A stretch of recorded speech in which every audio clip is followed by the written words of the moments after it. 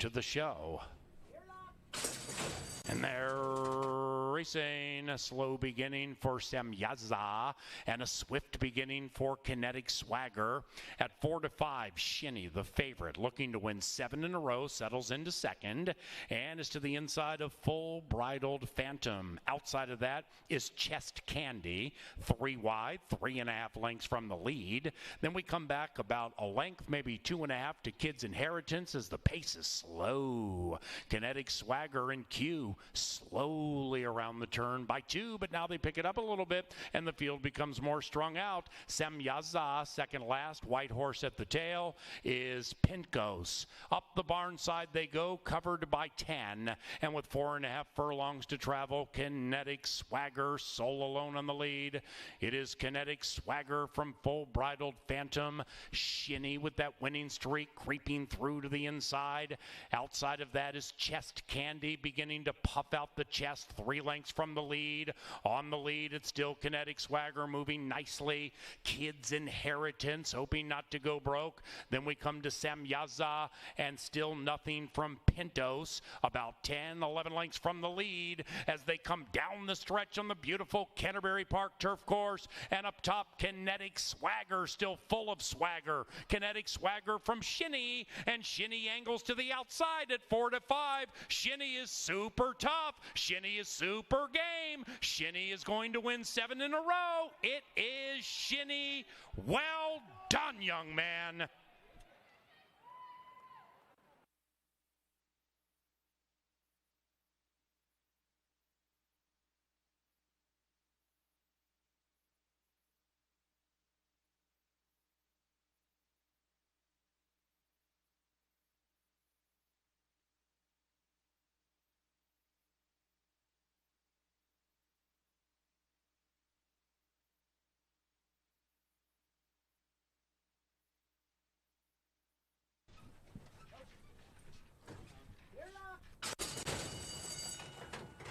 And they're racing. Torino and Defend the Rose both come out speedily, and the 2 from the outside have a lead early speed. In between them, Ornamental Iron. Right behind them is Lady Gold Start, 5 lengths from the speed. Defend the Rose and Torino crackle into the far turn. Then we come to Lovin' Bullies. That's the 9-year-old gray, 6 lengths out of it. In the red, currently in the red. Last, 9 lengths from the front. Defend the Rose to the inside. Torino to the outside. A gap of 5 back to Lady Gold Start, who takes third from Ornamental Iron. Lovin' Bullies at 8-5. The 9-year-olds winding up to the outside. And behind that one is in the red. Here comes Lady Gold Start. Torino kicks on. Lovin' Bullies is a veteran firing today, but Lady Gold Start at 4.5-1 has their measure. Lady Gold Start put a Q around race 2.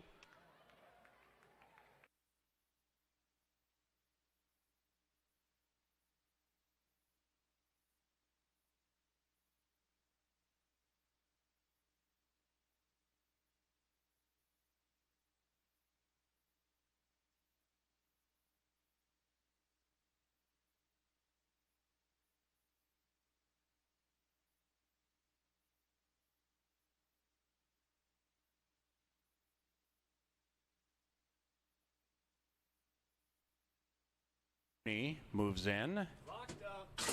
And they're racing. Swift beginnings for Jagged Arrow and Arabuni. And Lopez and Arabuni zing off to the early lead. After that is More Is Better. The 1-2 favorite begins to creep through on the inside. And More Is Better is challenging the stablemate from the inside. And Dio goes 1-2. Purple Scooter is next. And that one is pinned to the inside by Jagged Arrow. And then it's She's Got It with some getting to do from 10 lengths out of it. And it's Arabuni leading the way by a length and a half. More Is Better lays second, 2.5, 3 to the good of Purple Scooter. Then it's She's Got It beginning to run on and join Jagged Arrow as they head for home.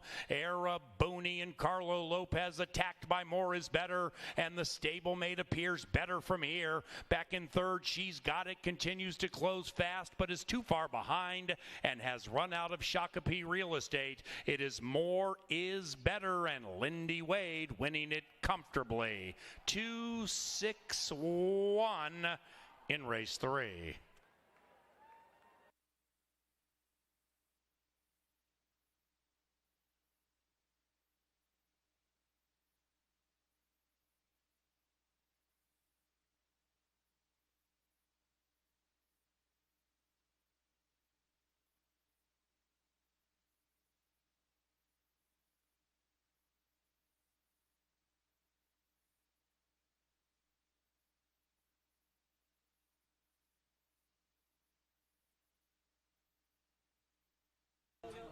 They're all in there. And they're racing in producer Chad's Buffalo Bills Fan TVG Classic. Added Diamonds sparkling out of the gate at 6-1. Added Diamonds with keen early speed. After that, Claire Sailing sails up to attempt to join the lead. To the inside of the long shot, Diggs 66-1. About 3.5 lengths from what is becoming a fast early pace. Added Diamonds picks it up and opens up and attempts to open up on Claire Sailing. Then we come back to Hunter's Magic. The rider is our leading rider and he's on fire. He's looking for his third victory tonight to the inside of left of center, and outside of that, Surely a Legend is advancing and doing so 4 wide.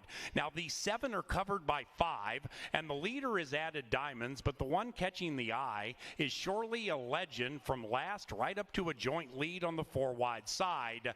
Notepad and Miss Har fight on. In fact, Notepad is taking the lead from Added Diamonds, and Notepad kicks on into the far turn. Surely a Legend had that spurt around the first turn, but now is circumnavigating, overtaken by Hunter's Magic, but Notepad at 3-1 has kicked clear by 3. Hunter's Magic, with the rider looking for 3, is watching Notepad scurry clear with 3/16 to go. It is Notepad from the favored Hunter's Magic. After that, left of center, and they're into the final 150. Notepad, Hunter's Magic looking to appear in magical fashion in the winner's circle. Hunter's Magic, riders on fire. Lindy 1-3. Hunter's Magic got the money as the favorite.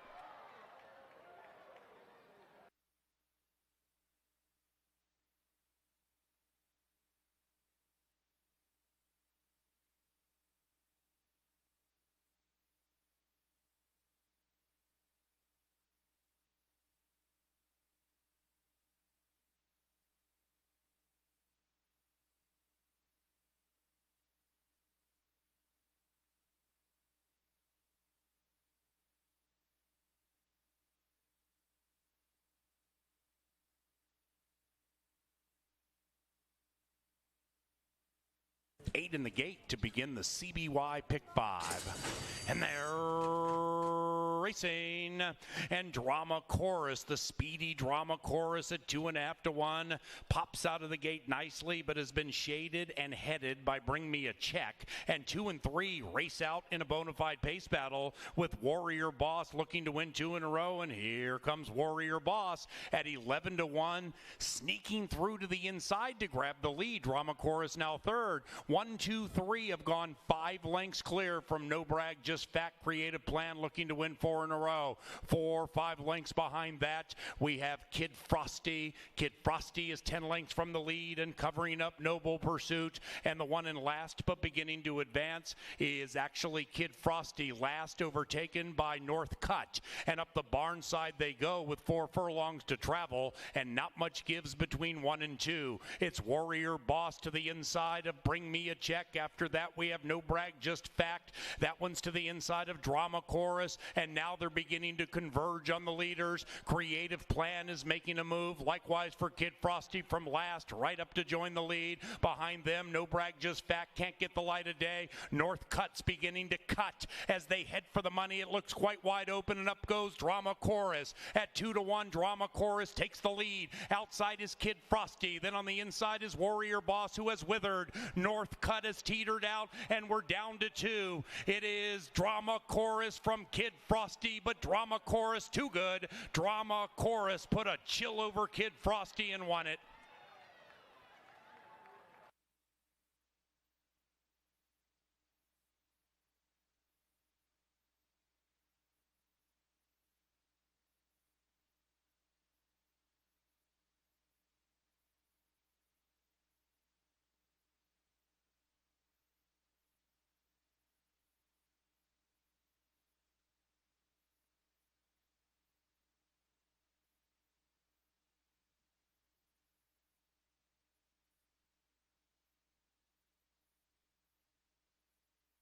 Direct Action has gone in. And they're racing.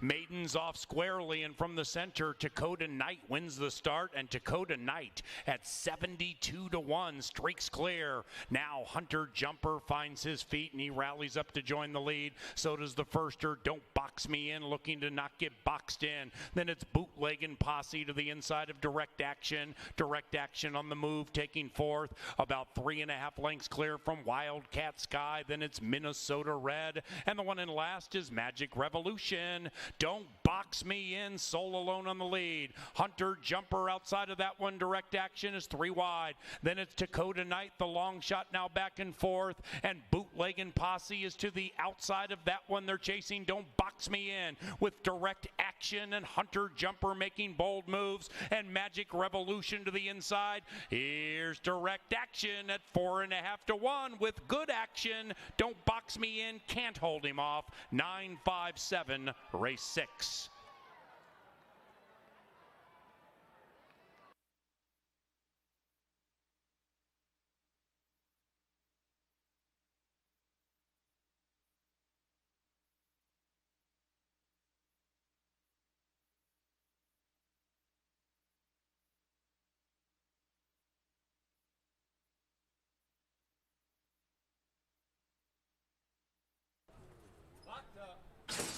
And they're racing. Fast beginning for Bourbon Wisdom. Also out of the gate quickly was Candy Cove, and My Cowboy now rallies to battle for the lead. A couple of Cowboys go 1-2. My to the inside of Happy Hour. And with 7/8 to go, My Cowboy at 8-1 has taken the lead and opened up by 2.5 on Happy Hour Cowboy. After that, Bourbon Wisdom strides along in third. Behind that one is Off Sixes, beginning to rev up to the outside of Candy Cove, and the one in last is To the Punch, and they're covered by 8 lengths with 5 furlongs to go, and it is My Cowboy and Izzy trying to steal away into the Shakopee Night. My Cowboy leads by 2.5.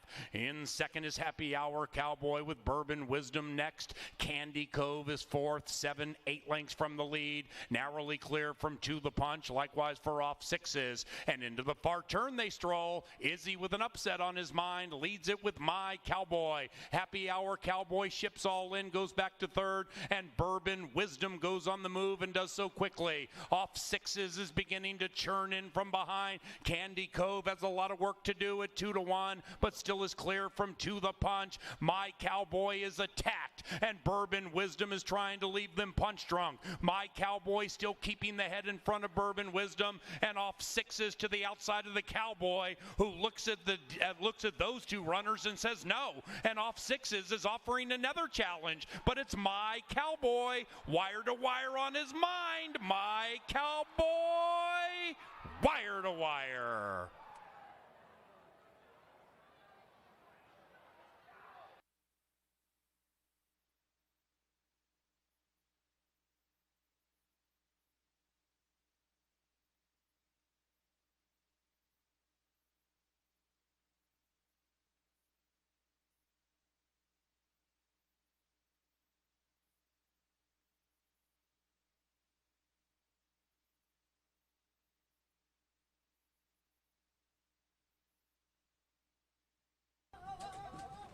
Favorite, Rambunctious.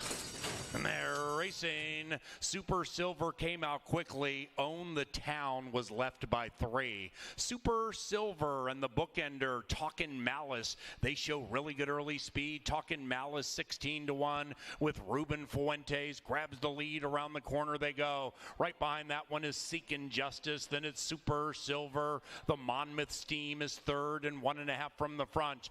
Then we come back to Point of Impact. Behind that one is Yak, 5-6 lengths from the lead. Love My Boss is third last. Then it's Own the Town, and the one in last is Irish Charlie. And they head up the Canterbury Park barnside, and Seekin' Justice blows right by Talkin' Malice. Seekin' Justice at 61-1 opens up by 3. After that we have Super Super Silver and Lindy Wade. Super Silver now 7 lengths out of it. This 61-1 shot just opened up by 5. Point of Impact is going into second. After that is Love My Boss and Yak. Then we come back to Irish Charlie, and Own the Town is 13 lengths from the lead but running on. And they're chasing Seeking Justice and Betty Williams. The lead is diminishing with a quarter of a mile to go. Super Silver to the outside of Point of Impact. Then we come back to Love My Boss, Yak, and Own the Town with a lot of work to do. And as they head for home, that's it for the long shot. And Point of Impact falls into the lead with Love My Boss. Super Silver shifting ground. Outside of that is Irish Charlie, and it is Point of Impact. Point of Impact looking to trigger an impactful upset, and Point of Impact and Eckleberry have prevailed. 3-5-4 in race 8.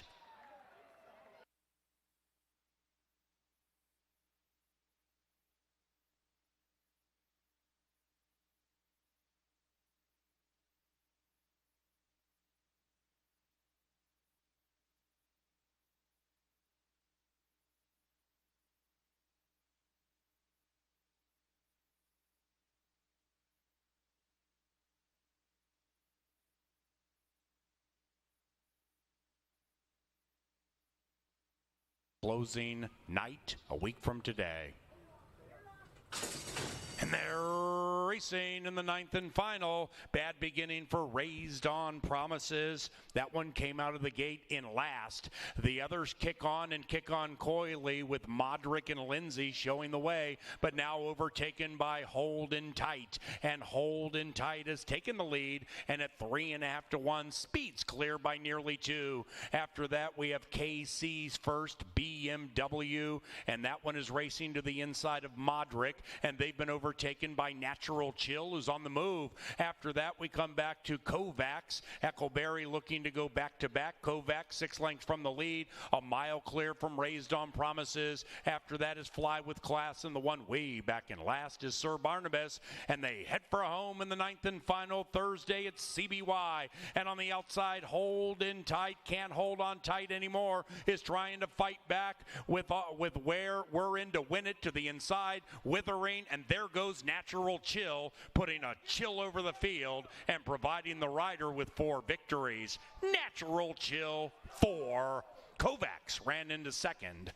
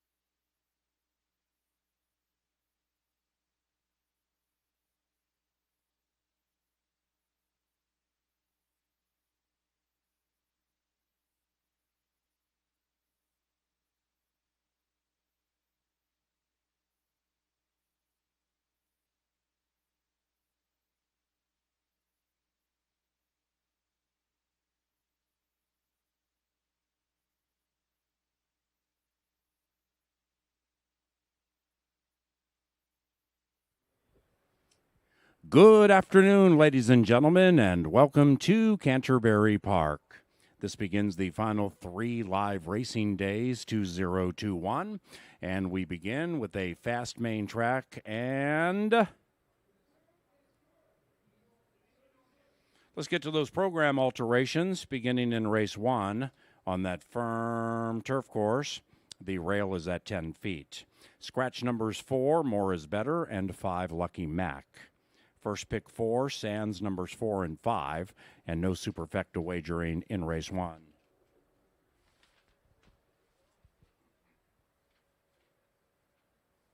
Second and third came up okay. Race 4, Turf, begins the $1 pick 6. The carryover pool, $5,333. In race 4, scratch number 1, Raging Gold Digger. Race 4, scratch number 1.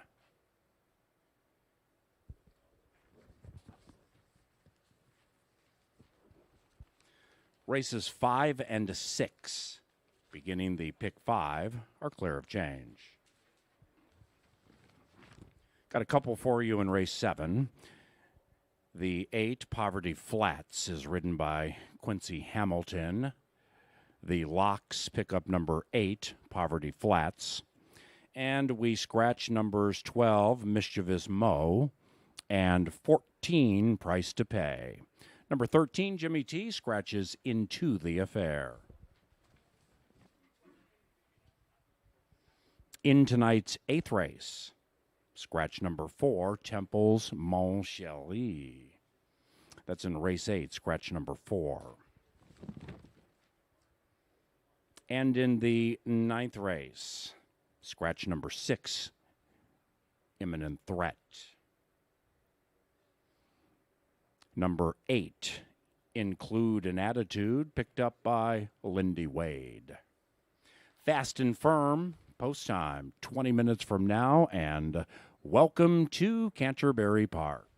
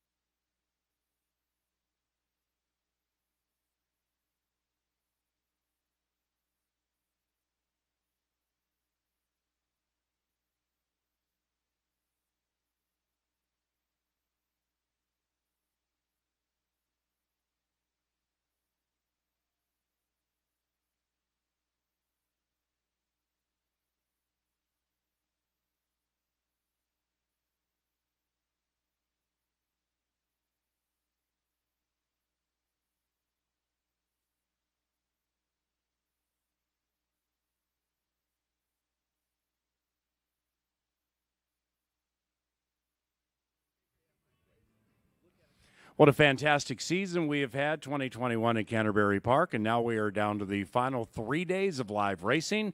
I'm your announcer, Paul Allen. On behalf of all of us in the Dark Star Press Box, the TV department, and with our management team, whether you're on track or online, thank you very much for a wonderful 2021 season. We are fast and firm this evening. Got a little pick 6 carryover, 13 for you Wednesday and a Thursday.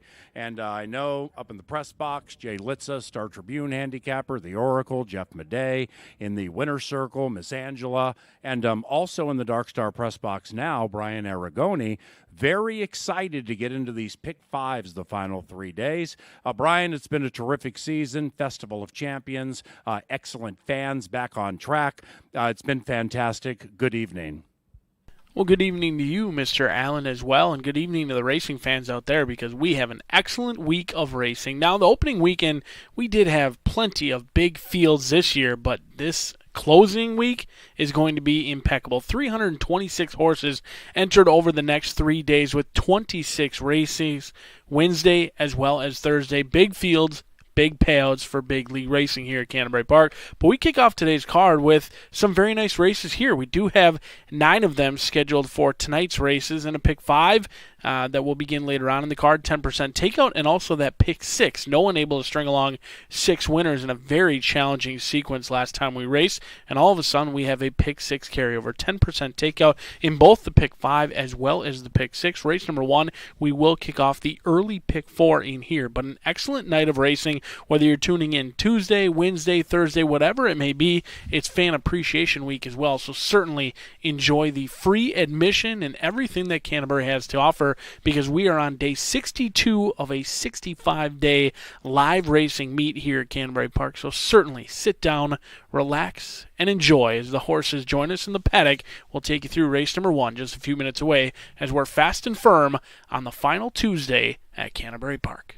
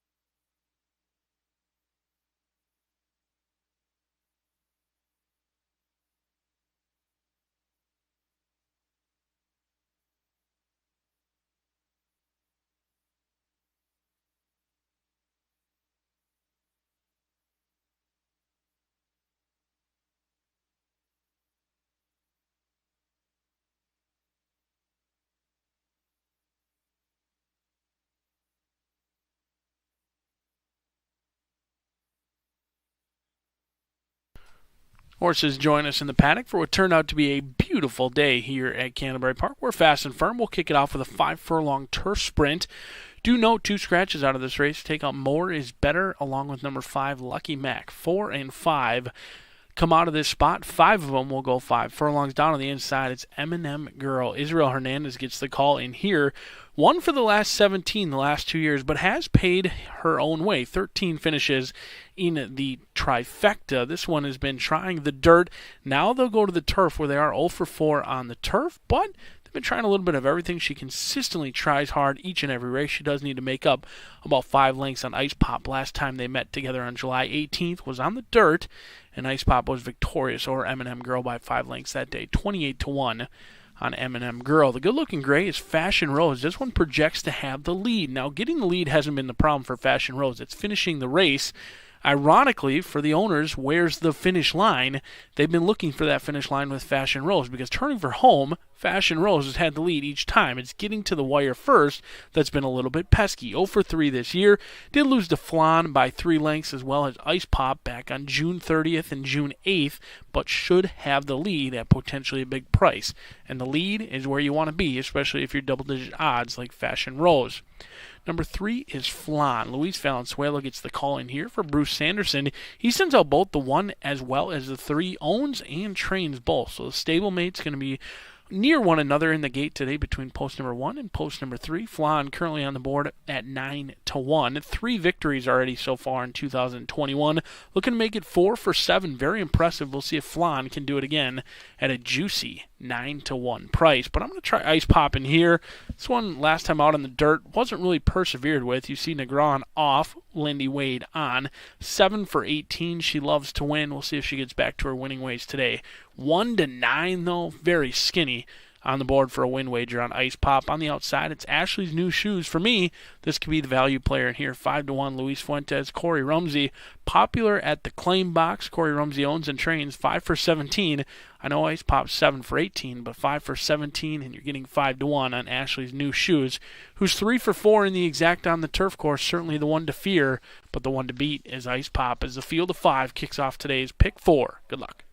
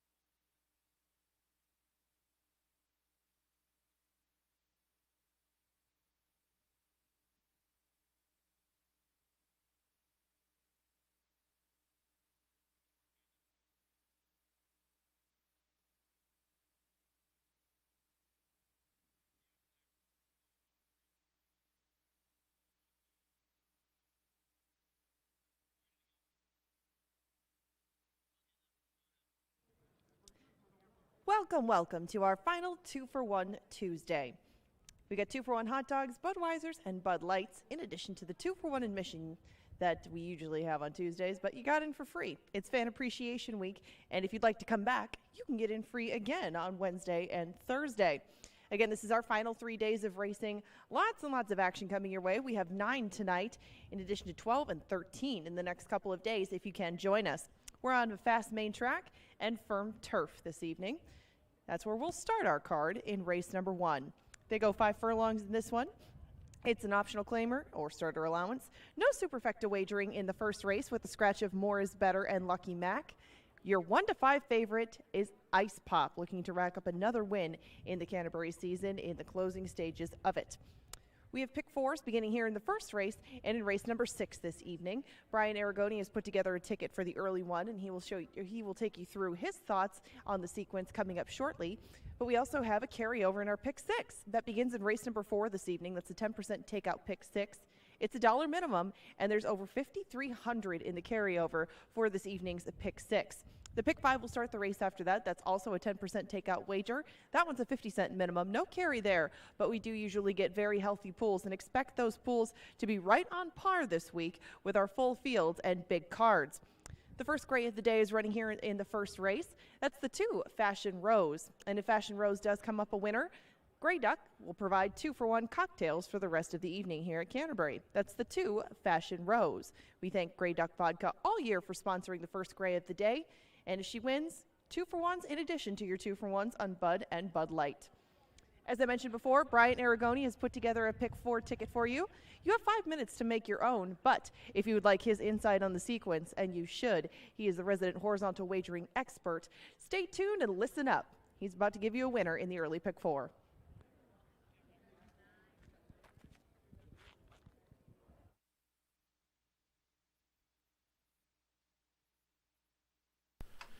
Four minutes away from the opener. Now, Fairness and Wagering Act. This ticket was submitted about 4 hours ago, but on track. Ice Pop, not looking too good in my opinion. Going to be a single here, but I'm not going to beat around the bush. Horse is very, very warm on the track. Not typical for what I've seen for Ice Pop in the past. I was willing to forgive that last race in the mud. Wasn't really persevered with. Never really asked for a run that day. However, not impressed by what I see with the single Ice Pop, who's on the board at 1-5.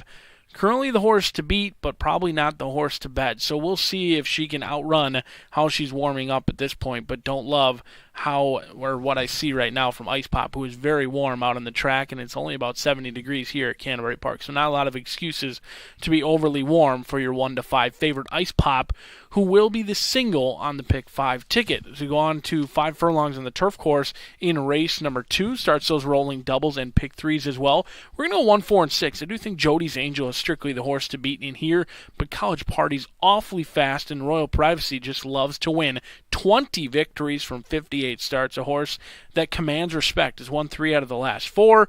Only defeat came against College Party, where College Party got loose, and I think Eckleberry and Nevada Litfin and College Party could take some catching in here, but Jody's Angel, strictly the class of the field. 2 for 2 here at Canterbury Park in the exacta with 4 wins on the turf course. Lost by a neck last time out behind a good one in Plain Talk. I don't think we'll get anywhere near 5 or 6 to 1, which you saw the last couple of times, but Jody's Angel, along with College Party and Royal Privacy for me in race number 2. As we go on to the main track for the first time in race number 3, State Bred Fillies, all looking for their second career victory. I'm going to spread it out in here. I've got Going Running 2 on top, but I do think there's some others to certainly take a look at. Styling and Profiling. Dewdroppin' is getting to the dirt for the second time, and Runaway A-Train for Warren Bush. The homebred in here could bounce back as sneaky drop in class, going up in claiming price, but technically down in class in my opinion. We go from Open Company to State Breds 1, 4, 5, and 8 for me in race number 3. And then we go to the final race of this pick 4, which also kicks off tonight's 10% takeout pick 6 with over $5,000 already in the pool. So race number 4 going to be an important one for you pick 4 and pick 6 players, as you don't want to get knocked out early. Do scratch number 1. Raging Gold Digger comes out of race number 4. That is a big scratch for Mac Robertson and Luis Valenzuela. We'll go 2, 5, 7, and 8. Lulu Maru, I do think the best performances have come on the main track. Not sure, the horse necessarily loves the turf. I know consistent on the turf in the 2 tries. Friendly and Kind, Give It Some Welly. These are horses that they've gone back and forth multiple times. The one that really interests me is Bella Figuera. Jose Silva takes over with Danny Caldwell Silks. Caldwell's kind of moved down to Remington already, but he keeps this one up here with Jose Silva. Has been seen since August 15th. Could come back in a big way. First start off the claim. So we'll go 2, 5, 7, and 8. It's a $24 play. I'm hopeful the class of Ice Pop, she simply loves to win, can overcome today's warm-up at 3 to 5 now, drifting up after opening up at 1 to 9. It's a $24 play. It's the pick 4, and it's the final Tuesday here at Canterbury Park because we're just 1 minute away from the opener. Good luck.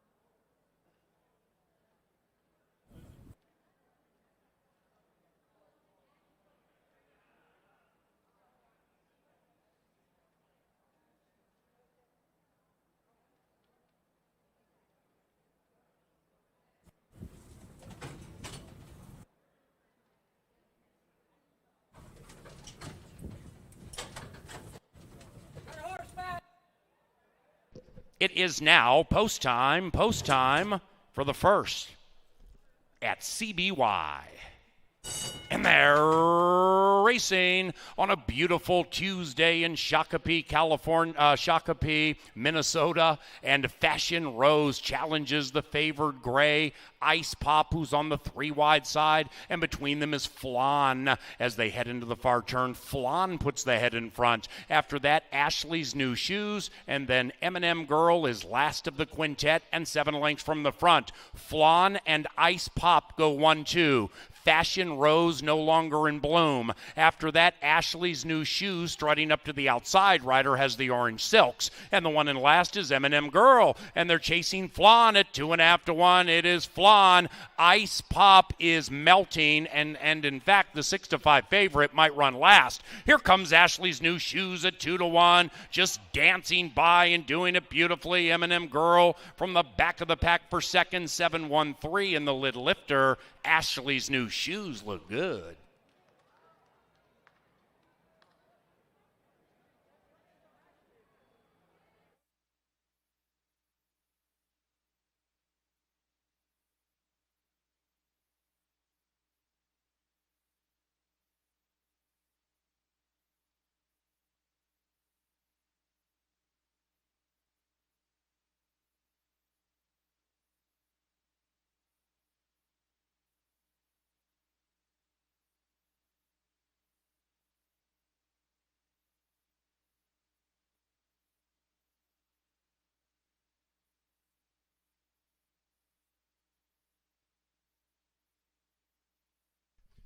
Number 7, Ashley's New Shoes ran first, 7136 in 55.82.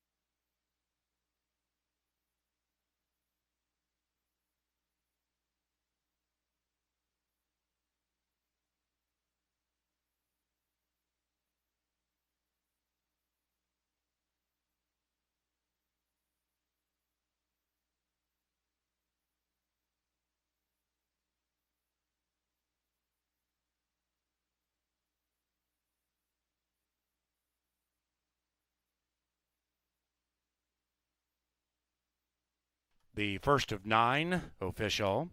First exacta 25.10. The first trifecta $39.55. The second race, turf course, firm, rail at 10 feet. No scratches. We thank our season-long 21 sponsors: Appalatos, Atomic Data, College City Beverage, Continental Diamond, Grey Duck Vodka, Gallagher Benefit Services, iHeartRadio, Jim Beam, Quick Trip, Loeffler, the Minnesota Lottery, Pepsi, and the Star Tribune.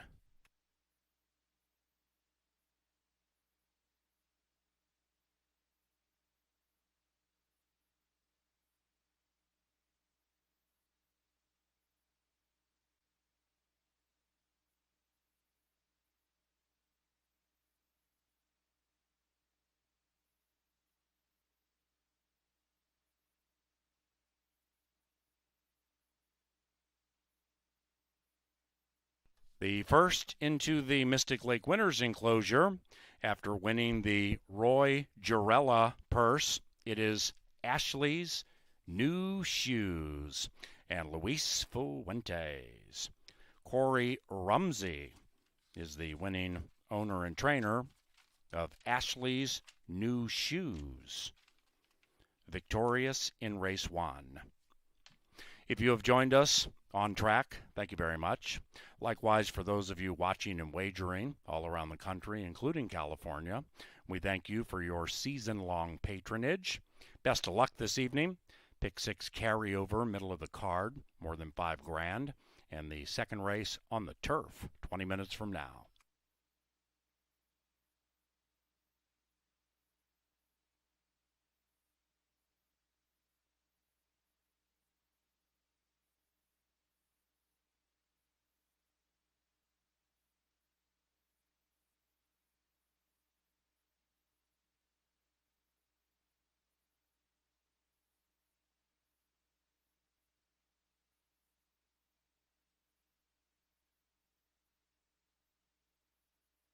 The first at CBY.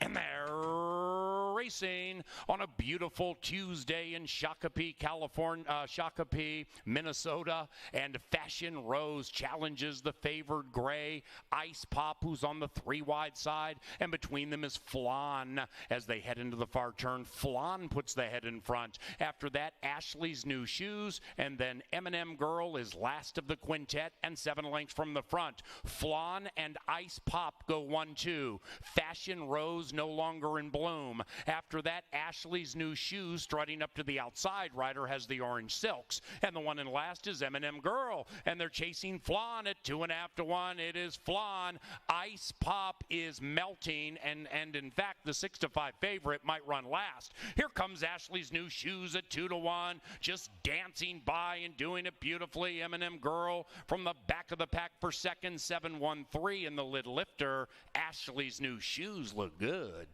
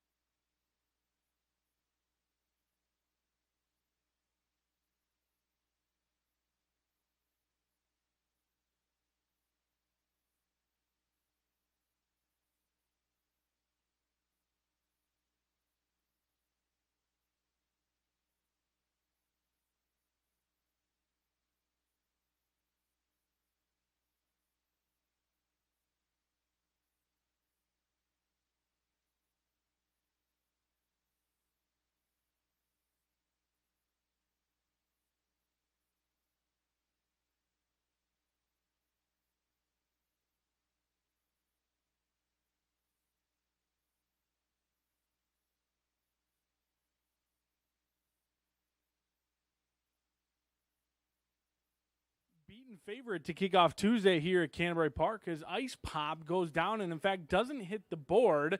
And we get Ashley's new shoes home to score to kick off that pick 4. We go out for race number 2, go out to the turf course again, and here, 5 furlongs going to be the distance. A field of 7 will go to the gate. The one is Joe D's Angel. I like this one quite a bit, along with Star Tribune handicapper Jay Litza for Joe D's Angel. Alonzo Quinones gets the call in here for Greg Tracy. This one's ran some very tough races here at Canterbury Park. Has done a little bit of everything, shown the ability to come from off the pace last time, and then showed the ability to go to the lead and got the job done under the handling of Alonzo Quinones. The last time they broke from the inside, they did get the job done on June 9th, and they showed a ton of pace. We'll see what they opt to do in here because there's some speedy foes and could be right next door. Mr. Banjo Man, the 5-year-old's been a little bit off his game this year. He hasn't hit the board this year, but has been facing tougher than he'll see today. He only lost by a length last time out behind Jody's Angel and College Party, so certainly overlooked in this spot for the classy Minnesotan, Mr. Banjo Man.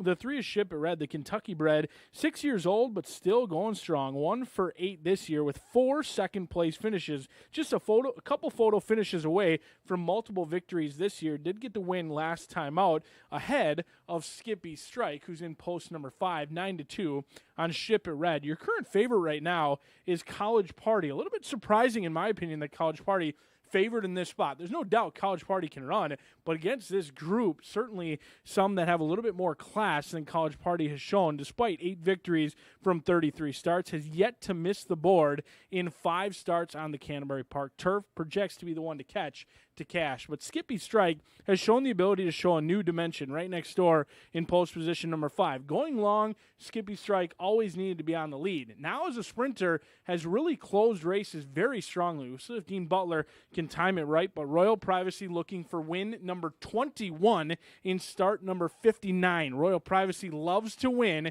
and you're getting a fair price at 9-2.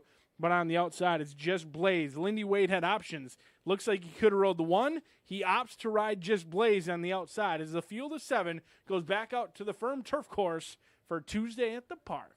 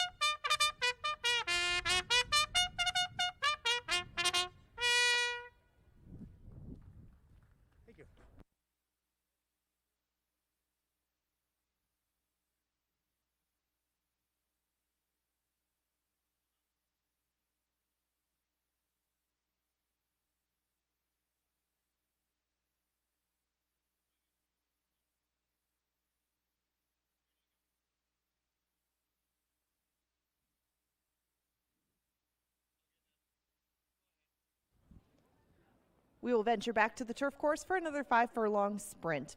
The boys will take a turn this time in race number 2, though. It's a nice little optional claimer. And You see a pretty even board right now. Only one horse at double digits. That's classy Minnesotan Mr. Banjo Man. But your 2-1 favorite at the moment is College Party. Race 2 is sponsored by Atomic Data, and it features win, play, show, exactas, tries, supers, doubles, and pick threes. Lots of wagering options. Good luck if you are still alive in that early pick 4. We only have 3 days of racing left, but they are chock full of races. We will take a look at the jockey and trainer standings as they come down to the wire and see what's happening. That's brought to you by Atomic Data, and it's coming up next.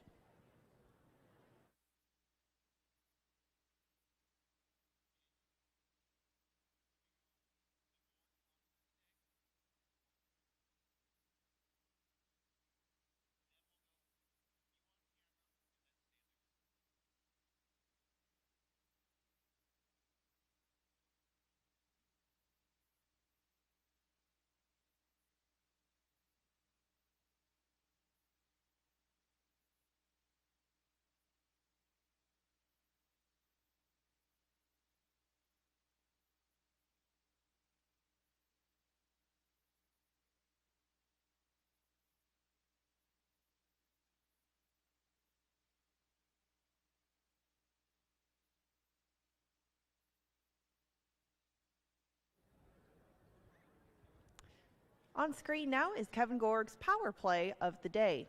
He comes here in race number 2 in a field that's acquired 56 wins altogether. College Party accounts for 8 of those, and a couple of those have come on Canterbury Surf Course. He is a specialist at this 5 furlong distance lately, and he has had an excellent season from start to finish in taking fields almost wire to wire. He has excellent early speed. I don't know if anybody can really go with him in here. We'll see if Ship It Red or any of the inside runners decide to go and test College Party, but if they don't, it could be another wire-to-wire score for the Kevin Gorg power play of the day. That is the 4 College Party. Now we'll take a look at the standings from Atomic Data. They sponsor them each day. It is windy down here today. As Brian mentioned, it's a nice cool day down here, and anybody that's getting hot is doing that on their own accord, not because of the weather. But we'll take a look at how things are looking in the jockey and trainer standings in just a moment. Lindy Wade has a pretty secure lock over the jockey's lead.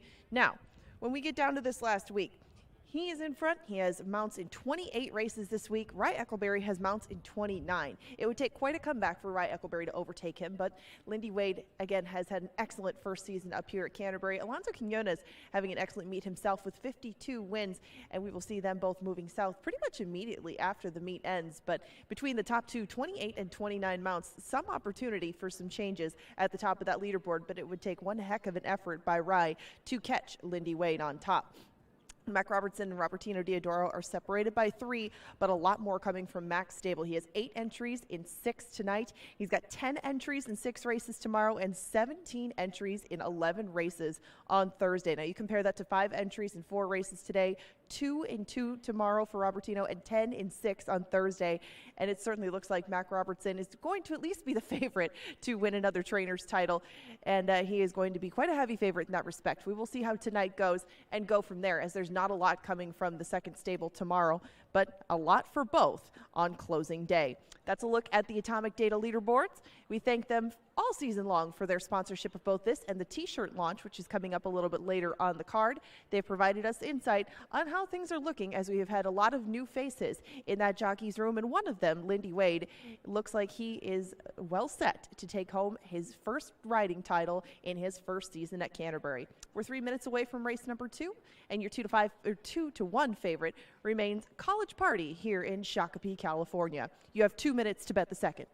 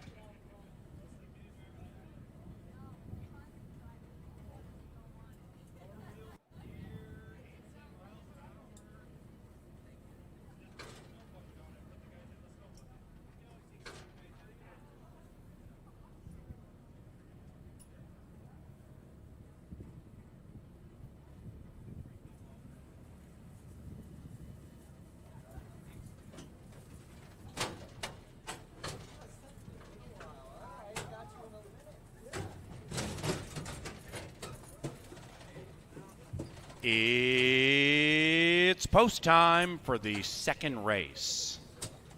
Ship It Red, 4.5 to 1 goes in. Joe D's Angel, 2.5 to 1 and favored. And here is Just Blaze and the leading rider.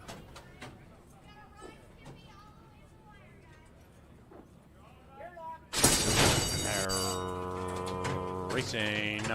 Royal Privacy wins the start, being ridden rigorously for speed. Jody's Angel has speed, and so does College Party. With 4.5 to go, Royal Privacy a neck. After that, Mr. Banjo Man, the Minnesotan, is 7 lengths out of it, and joined by Skippy Strike. And outside of that, we come back a length and a half to Just Blaze to the outside of Ship It Red.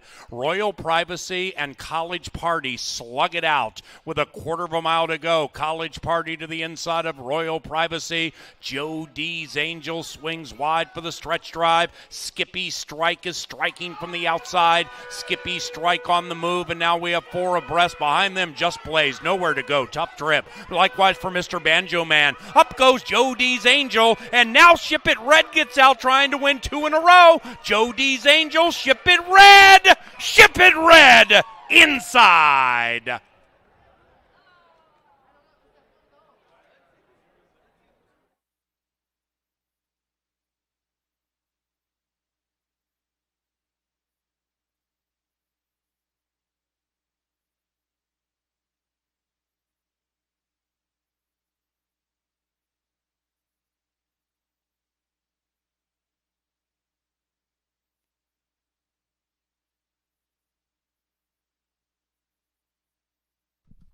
Photography, and it's tight.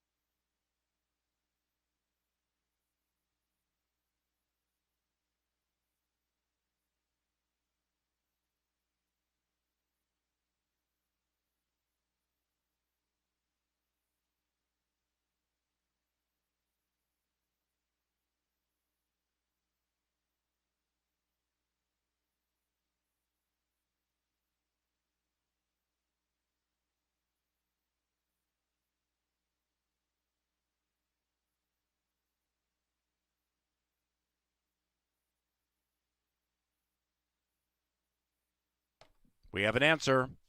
The result of the photo shows the winner is number 3, Ship It Red. It's 3157.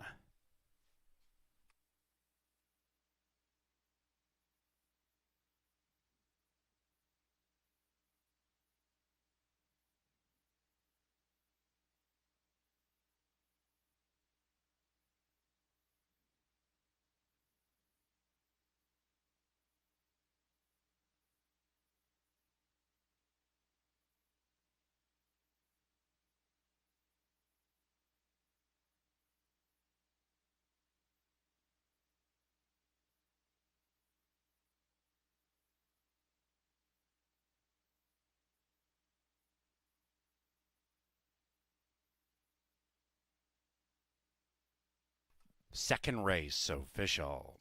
Exacta 16 and change. Superfecta 2285, double 2140. 315 trifecta $31.45. And to the third race, no scratches. Race 2, courtesy of Atomic Data, the preferred IT solutions provider of Irving Anderson and Canterbury Park. We also thank Apache, Apple Autos, and Archkey Technologies.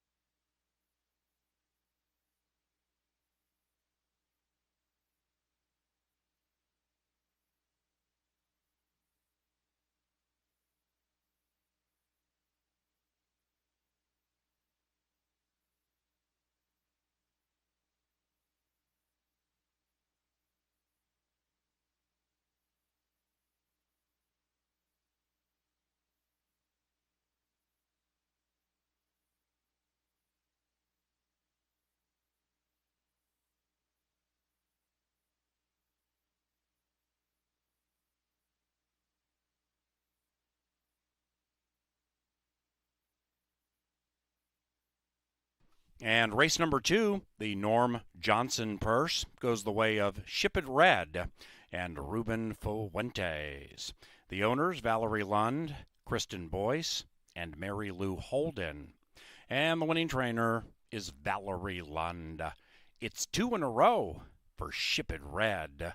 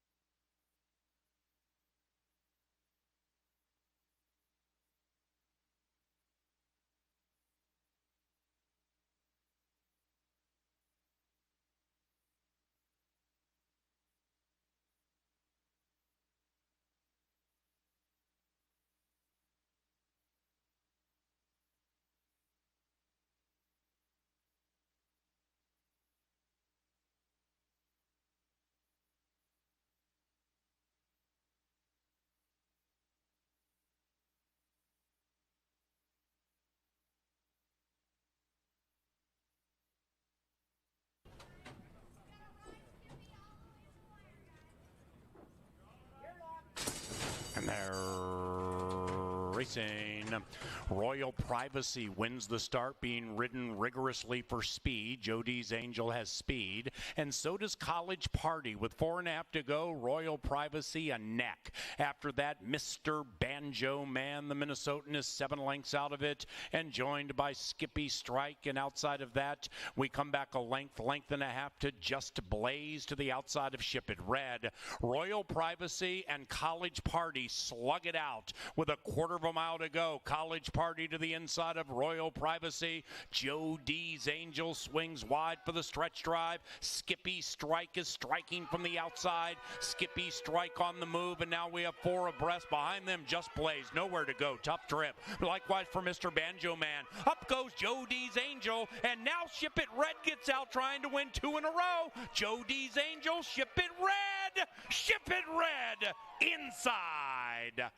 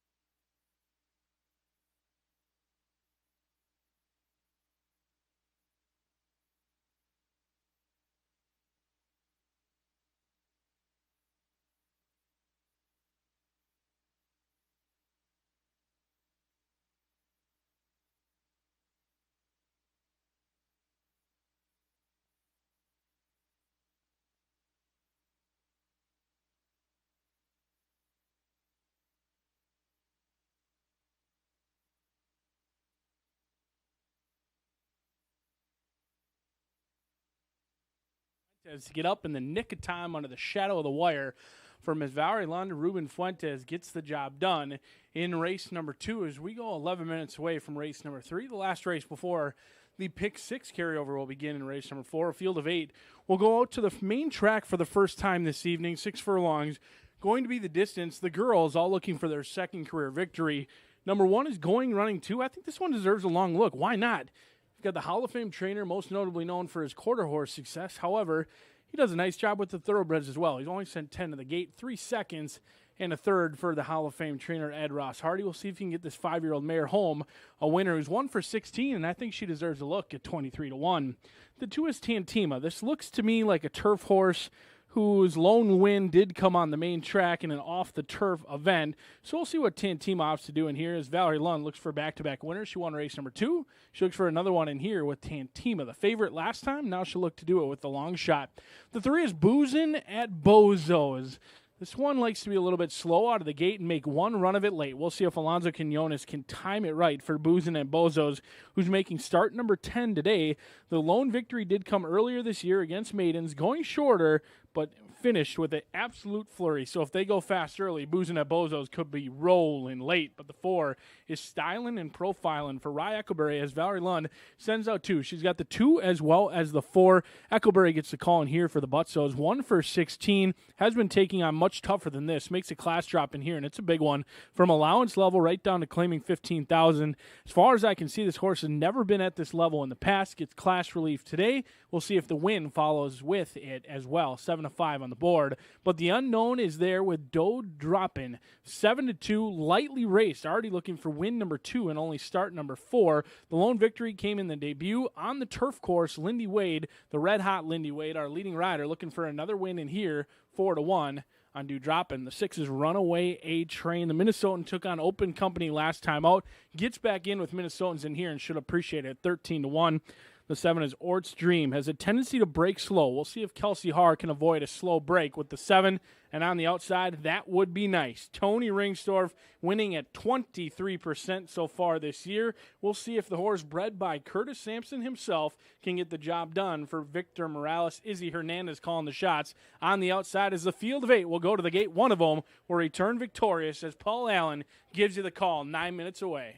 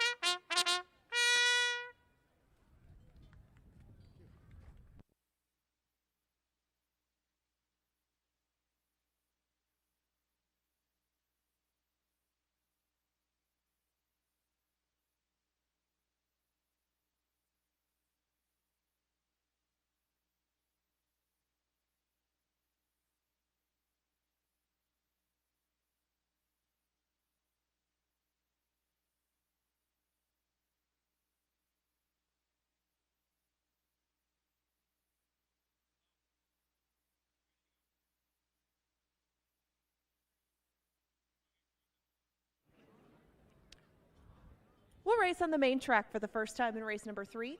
We'll do so in 6 minutes. In this third race, we go 6 furlongs, Minnesota breds, all looking for win number 2. These girls offer pick threes, doubles, exacta tries, and 10-cent supers. You have an 8 to 5 favorite right in the middle of the field named Stylin' and Profilin'. The third race is sponsored by Bud Light Seltzer. And fans of Dylan will notice that he brought his favorite party favor. Yes, it's oversized Budweiser beer pong. That's coming up next in the winner's circle. It'll be our final round of beer pong. You won't want to miss it.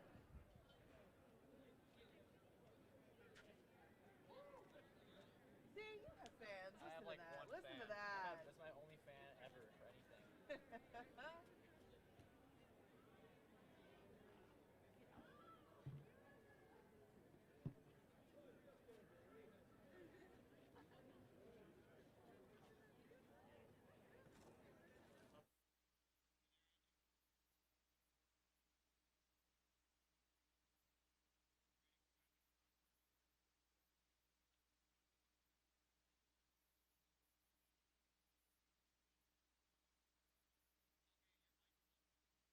BA's Continental Diamond, Diamond in the Rough is on the screen right now. That is Ed Ross Hardy's Going Running 2. She's run second 3 out of her last 4 races, and she's always done so at a price. This filly is normally right in this neighborhood. Right now she is 19 to 1. The last time that we saw her in a runner-up role, she was 10 to 1, but always a healthy mutual for Going Running 2 and her recent partner, Luis Valenzuela. Even if you don't like this filly on top, make sure that you include her in all sorts of vertical wagers, as we do have exacta tries and 10-cent supers. Your Diamond in the Rough, brought to you by Continental Diamond, is Going Running 2, just knocked down to 13 to 1. Now we are 4 minutes to post, and we do have Budweiser beer pong down here in the winner's circle. These guys are going to be tossing balls at these big oversized cups over here, trying to get some prizes. Of course, I don't know where are the shades? Where are the beer goggles for Budweiser beer pong? They can't do Budweiser beer pong without the beer goggles. Dylan. Okay, well, you can see our contestants on screen now. You guys can take your shot down here for some Budweiser equipment, I suppose. You can get shirts, you can get hats. We'll give you $1 million if you make one in all of the different holes. So get going, get tossing. It's a good toss, good try. See if you can get a little something in there. Oh, no. Oh, you got nailed on the wire. I'm so sorry. Okay, well, give it your best shot there. Oh, wow, you got some finesse. Oh, very good shot. Well, that is the way that we will conclude Budweiser beer pong for the year. We'll hang on to all of this swag until next year if you would like to come play Budweiser beer pong with us. We're now 3 minutes away from race number 3, and your 8 to 5 favorite remains the filly on the screen, Stylin' and Profilin'. Good luck.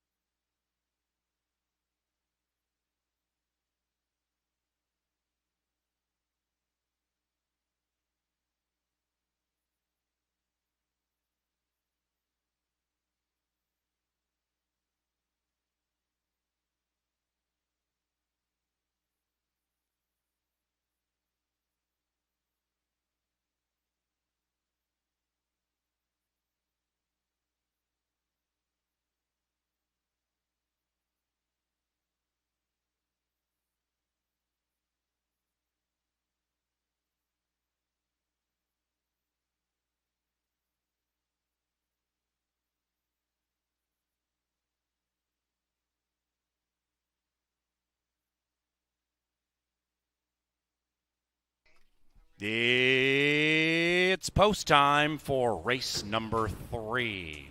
With 3 days of live racing remaining, free admission Wednesday and Thursday. Thursday, closing day, we begin at 4 o'clock.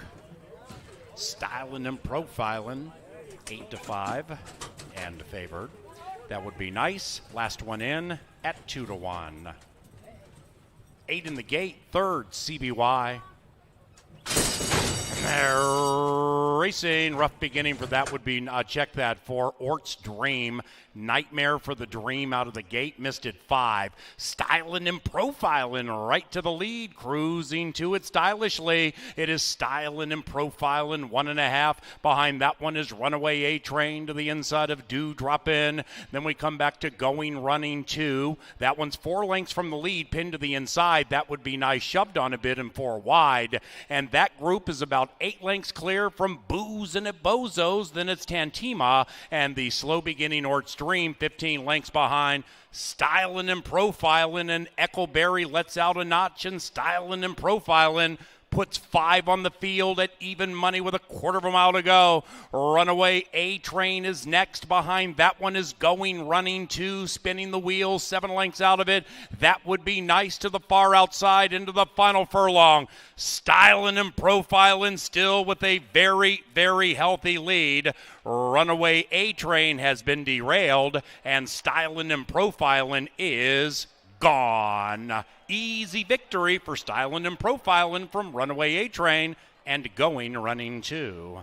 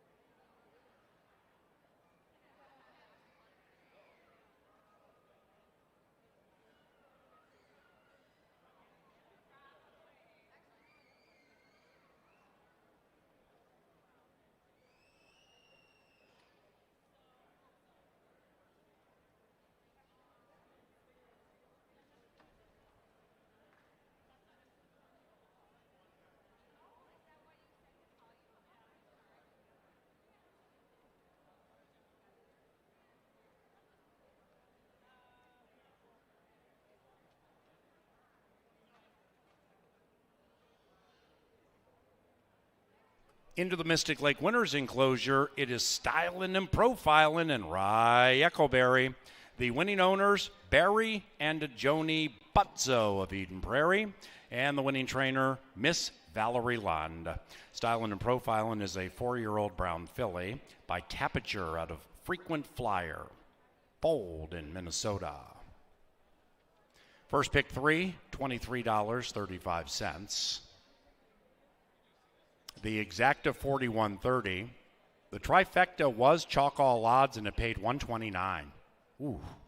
Superfecta 99, 3-4 double $10. Race 4, turf course firm, rail at 10. This one begins the $1 pick 6. We have 3 pick 6s remaining this season, and the carryover pool into this one, 5,333. Scratch number 1, Raging Gold Digger. from race number 4, which is courtesy of Jim Beam. To the gate about 20 minutes from now.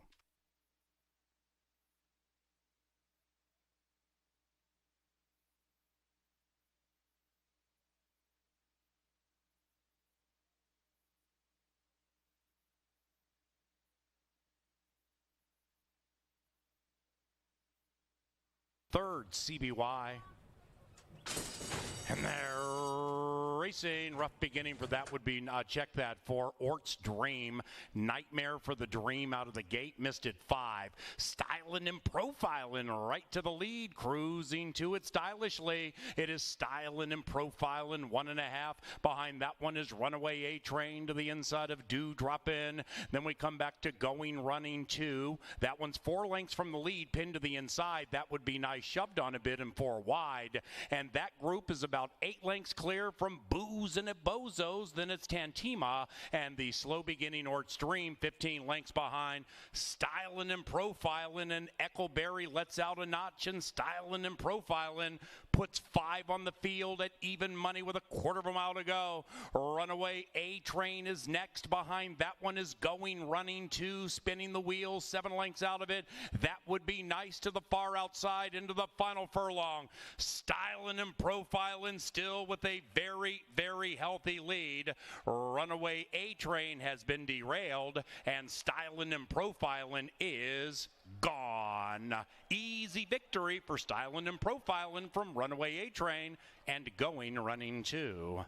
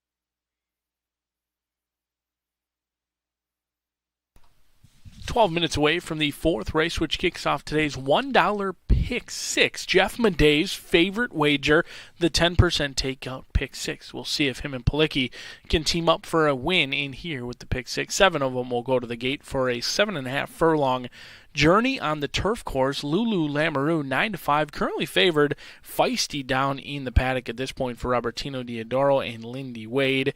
This one is 2 tries on the turf, a win, and a second-place finish.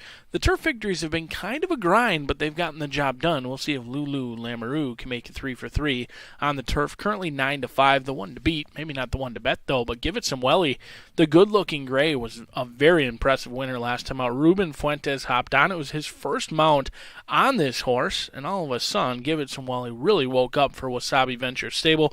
We'll see if they can make it 2 in a row in here, but they do go up in class for Give It Some Welly after the impressive romp just on September 5th. We'll see if they can get 2 wins in 9 days, 7-2 on the good-looking gray going up in class. And speaking of going up in class, Friendly and Kind. This one has deserved a jump in class. Claimed for $7,500, dominated $4,000 claimers by 10 lengths, then went to $7,500 and won by another easy 4 lengths. Now runs protected in this spot for Rocket Wrench Racing, and I saw some Rocket Wrench debuting some new merchandise today. So congratulations to the Rocket Wrench game, who's suddenly in the merchandise industry, 5-1 on Friendly and Kind. Hopefully they get their nice shirts with a photo taken today. 12 victories from 34 starts for Friendly and Kind, who loves to win at 5-1. The 5 is where my money's going to land. Bella Figuera, the Ireland bred, the 6-year-old mare in here. 3 for 22, a little light in the win category. She did show speed last time out against similar competition, but was pressed every step of the way. Danny Caldwell dove into the claim box. Jose Silva's been patient with this one. Off of a 4-week break. We'll see if it pays off in here for the Irish bred 7-1 on Bella Figuera. The 6 is Deputy Dora. It's been Valerie Lund's day so far today. We've only had 3 races, and she's won 2 of them. We'll see if she can get the pure hat trick in here. 3 wins in a row for Miss Valerie Lund, 11-1 on Deputy Dora for Dean Butler. The 7 is Sundareya, the Kentucky bred in here, the 6-year-old mare by Escandrea. 6 for 42, certainly light in the win category, but any success today would push her earnings over $100,000, 15-1, and you get Quincy Hamilton aboard for a horse who only lost by a neck last time out. Going further, and on the outside, it's According to Aspen. The Minnesotan does take on open company in here. 3rd start off the layoff. Alex Conchari calling the shots for Tanner Tracy. 5 for 20. 4 victories here at Canterbury Park. A horse for course in the Minnesotan, According to Aspen. But I'm going to try the Irish bred in here. Bella Figuera. As you can see, based on the consensus picks, we're all over the board. A very spread out race to kick off today's $1 pick 6 with a $5,000 carryover into the pick 6. You can't hit it if you're not in it. Good luck.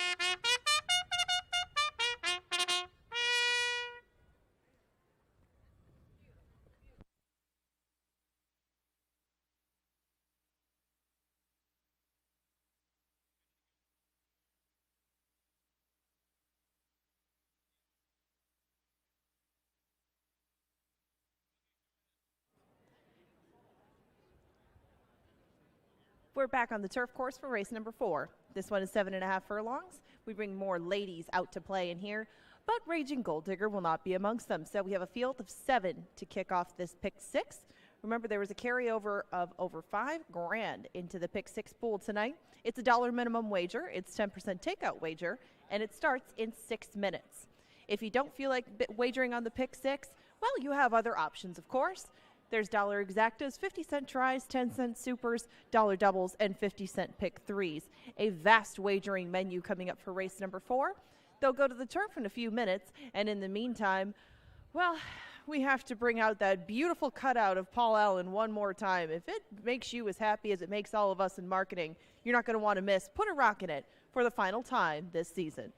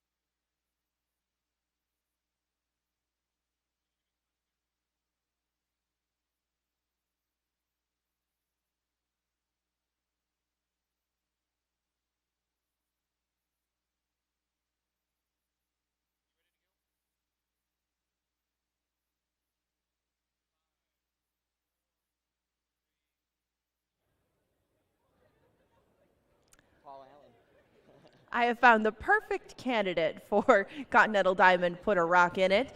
This is Eric. He's from St. Louis Park, but on the side, he is a Green Bay Packer fan. That's right. But if anybody is going to take a shot and throw stuff at Paul Allen's face, well, you're the perfect fit. So is this your first time out at Canterbury Park? It is, yes. Okay, so we do Continental Diamond put a rock in it a little bit different on closing week. Are you familiar with American Gladiators? I am. And the event Human Cannonball? Nope.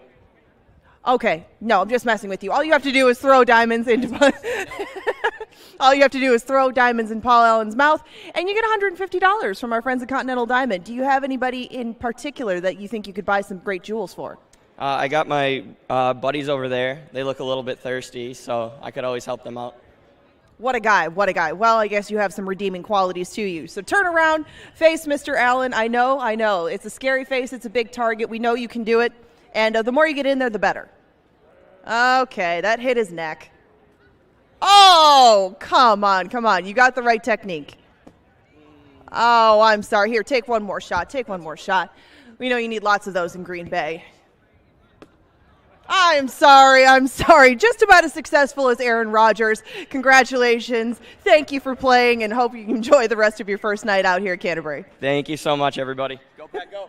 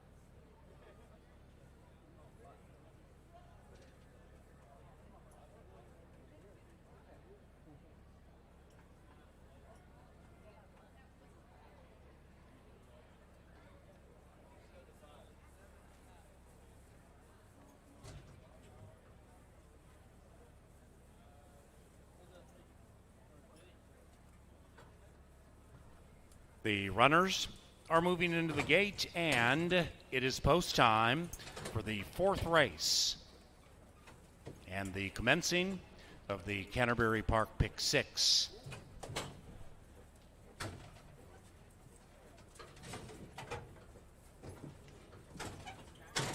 A cast of mares and a filly.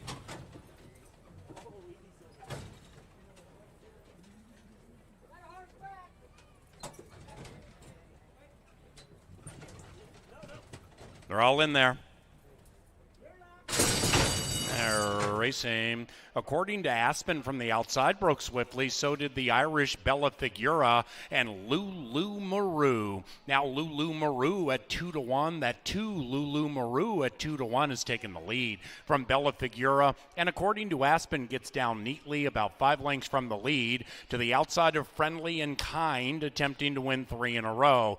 Then it's Give It Some Welly. Give It Some Welly's about 8 lengths from the front. Deputy Dora and Sundaria just past that one. Give It Some Welly under a very, very tight pull, just 6 lengths behind Lulu Maru. And Bella Figura clings to that one with, according to Aspen, right next to Friendly and Kind. After that, it is Sundaria, about 5-6 lengths from the lead. Give It Some Welly is calmed down into the far turn to the inside of Deputy Dora, and the 7 are covered by 7, and into the far turn they zing, and the pace battle continues. The leading man is asking for run from Lulu Maru. Bella Figura puts the head in front and kicks on sweetly. Then it's, according to Aspen, Friendly and Kind is all boxed up. Then it's Give It Some Welly, 7-8 lengths from the lead. Deputy Dora next, and Sundari is at the rear. And here they come charging down that turf course. It is Bella Figura with a keen move. Lulu Maru is next. Then it's, according to Aspen, and Friendly and Kind.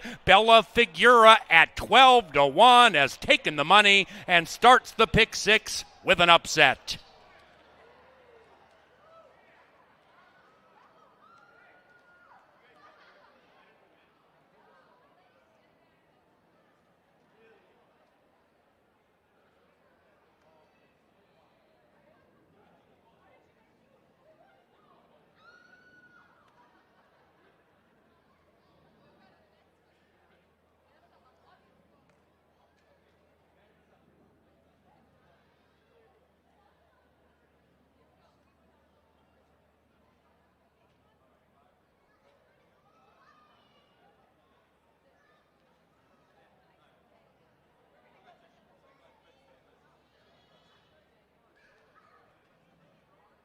It's number 5, Bella Figura, first.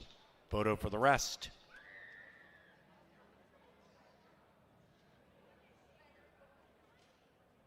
Welcome to Canterbury. Those joining us with Wrap Strategies, our featured group for race number 4.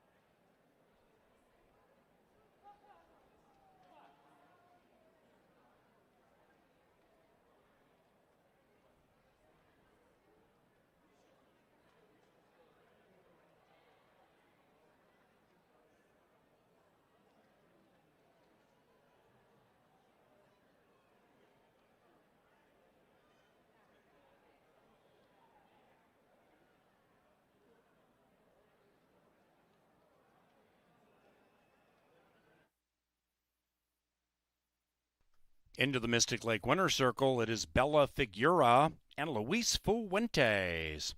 Couple of victories tonight for Luis. Bella Figura is owned by Danny Caldwell, and the winning trainer, Jose Silva Jr. This mare is Bella Figura, clicking at 12-1.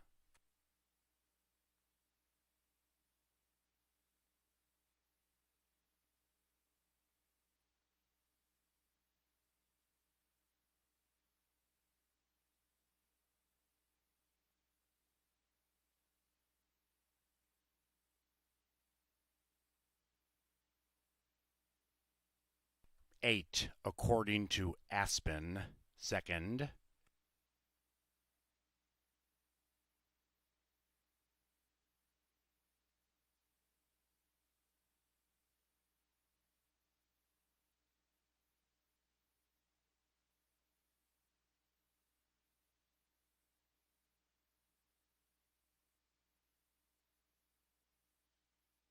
Dead heat for third, between 2 and 4. Multiple trifectas, superfectas, and show wagers coming up. Trifectas will be 582 or 584. Superfectas 5824, 5842.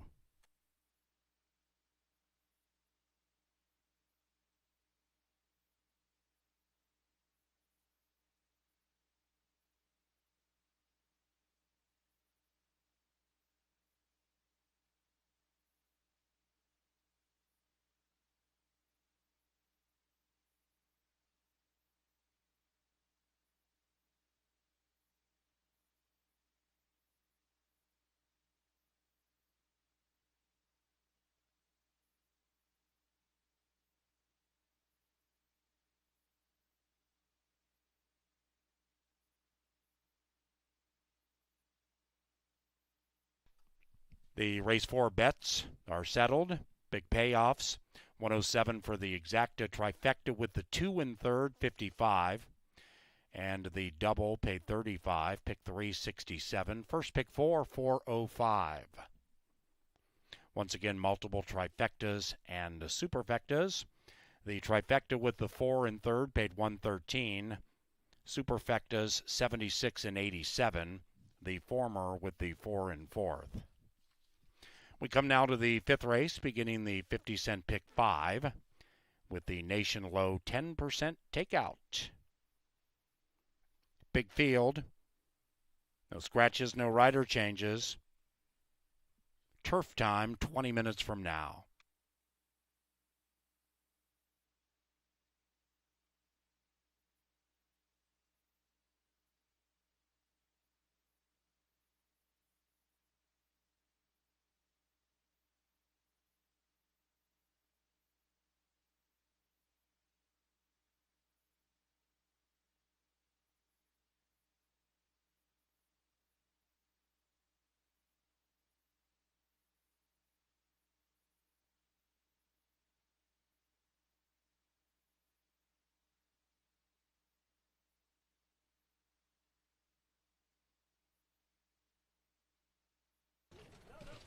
They're all in there.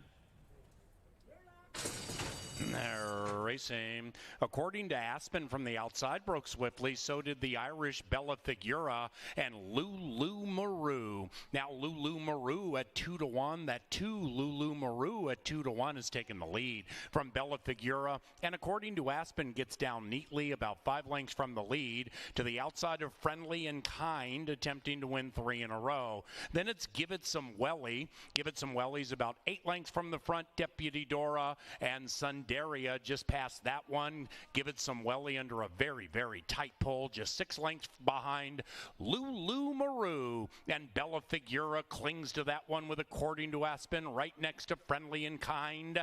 After that, it is Sundaria, about 5-6 lengths from the lead. Give It Some Welly is calmed down into the far turn to the inside of Deputy Dora, and the 7 are covered by 7, and into the far turn they zing, and the pace battle continues. The leading man is asking for run from Lulu Lulu Maru. Bella Figura puts the head in front and kicks on sweetly. Then it's According to Aspen, Friendly and Kind is all boxed up. Then it's Give It Some Welly, 7-8 lengths from the lead. Deputy Dora next, and Sundari is at the rear. And here they come charging down that turf course. It is Bella Figura with a keen move. Lulu Maru is next. Then it's According to Aspen and Friendly and Kind.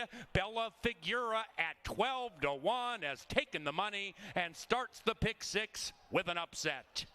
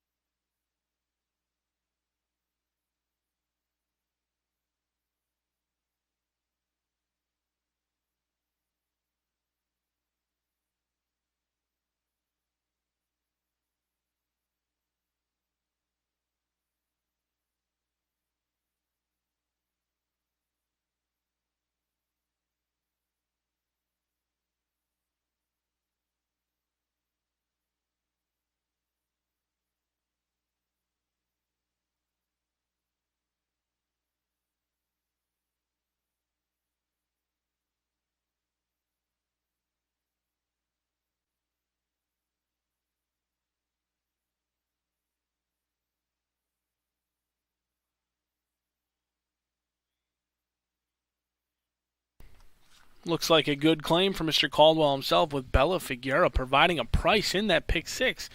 Could potentially be looking at another carryover, but if you're still alive, that is an excellent start as a $28 winner comes home to score in that pick four. We're 11 minutes away from race number 5. We did have a pick 5 carryover last week. We'll see what happens this week, but it starts out with a big field, so we better get started as we're just 11 minutes away from a very nice field taking a mile on the turf. The one is Pretty in Pink, 4-1 morning line.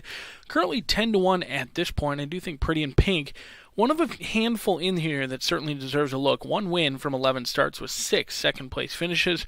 Ran against a good one last time out, Scent of Success, who took on older and tougher in Stakes Company last time out. Pretty in Pink, 10-1, a value player in here.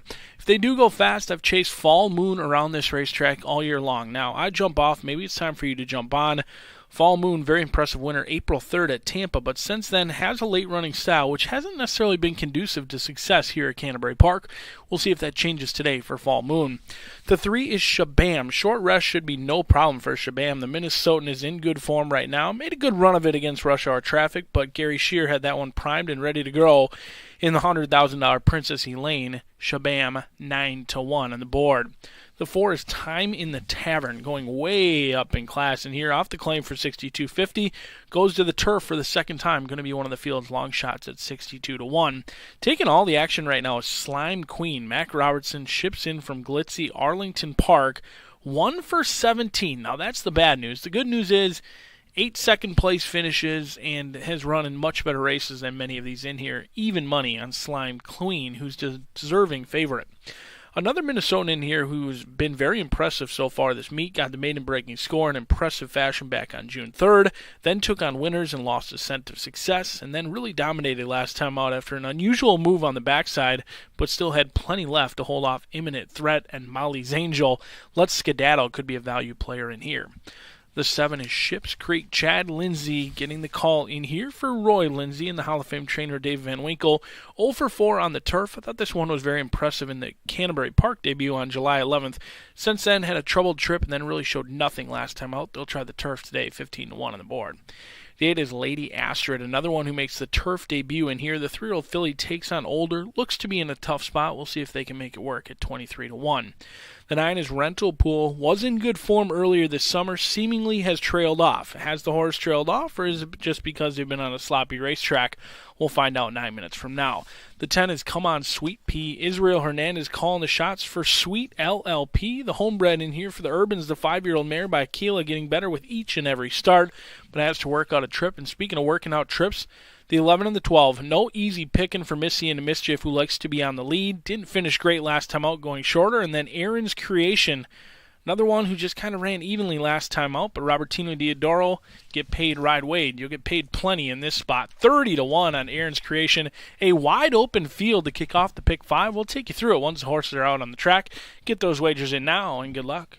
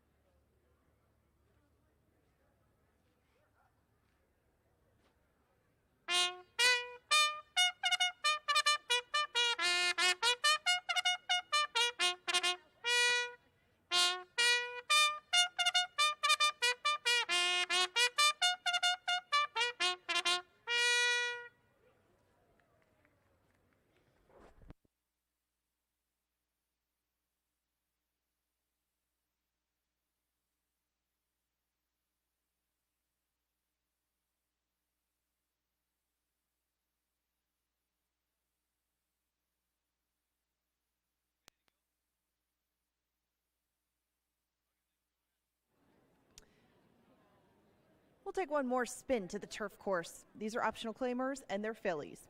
We have a big old field headed out to start this pick 5. No scratches in the 5th. That's a 10% takeout wager in the 50-cent pick 5, but you can also do 50-cent pick 3s. You can do 50-cent tries, dollar doubles, dollar exactas, 10-cent supers, and win place and show wagers. It is a vertical player's dream coming up in race number 5 with the 6-5 favorite in Slime Queen. This 5th race is sponsored by Pepsi. And before we get to Brian Aragoni's Pick 5 ticket, I want to remind you of a couple of things coming up. We don't have, of course, a lot of time left in our season, but coming up on Thursday, we have the Big Ten BCBC. We'll be awarding 10 BCBC entries and 2 NHC entries over $10,000 guaranteed in cash, starting a little after 4 o'clock Central. Now, you can get in on site here until 3:30, on ExpressBet until 3:30, and on TVG and Naira Bets until noon.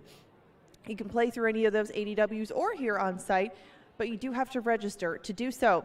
Now, we do have 10 of those BCBC entries, 2 for the NHC, $10,000 in cash, for a $3,000 buy-in. $2,000 of that is the live bankroll, $1,000 is the entry fee. You can have 2 entries, but that's it. And of course, it does begin at 4 o'clock Central Time. If you want the format, if you want the rules, NHC tour points, all the details on the Big Ten BCBC, which is coming up Thursday with our 13-race card that starts at 4, you'll want to check out CanterburyPark.com. It's also where you can get the details on all of our racing that is coming up. We have a lot of races coming up in the final 2 days of the season. Big cards, so we are going to start a little bit earlier than normal on Thursday. Remember, 4 o'clock is first post for closing day. After our meet is done, we have a lot of events coming up. Of course, we have the crab sale, but up first we have the Junk Bonanza going at the end of the month. It starts on Thursday the 23rd and goes through Saturday the 25th. Of course, there's early bird opportunities. There's admission online.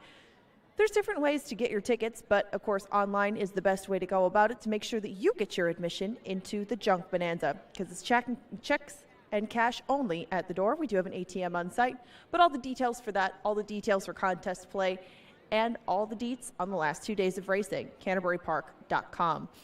We now have 4 minutes until race number 5, and as he does each day, Brian Aragoni has composed a Pick 5 ticket, hoping to put a little cash in your pocket with the final 5 races of our evening.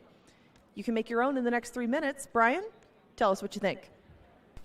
Might as well, and I'm going to tune into that Junk Bonanza. Just sort of need some more stuff for my house right now, so I'll be diving into the Junk Bonanza after we scoop this Pick 5 in here. It's the Maker's Mark Pick 5 time.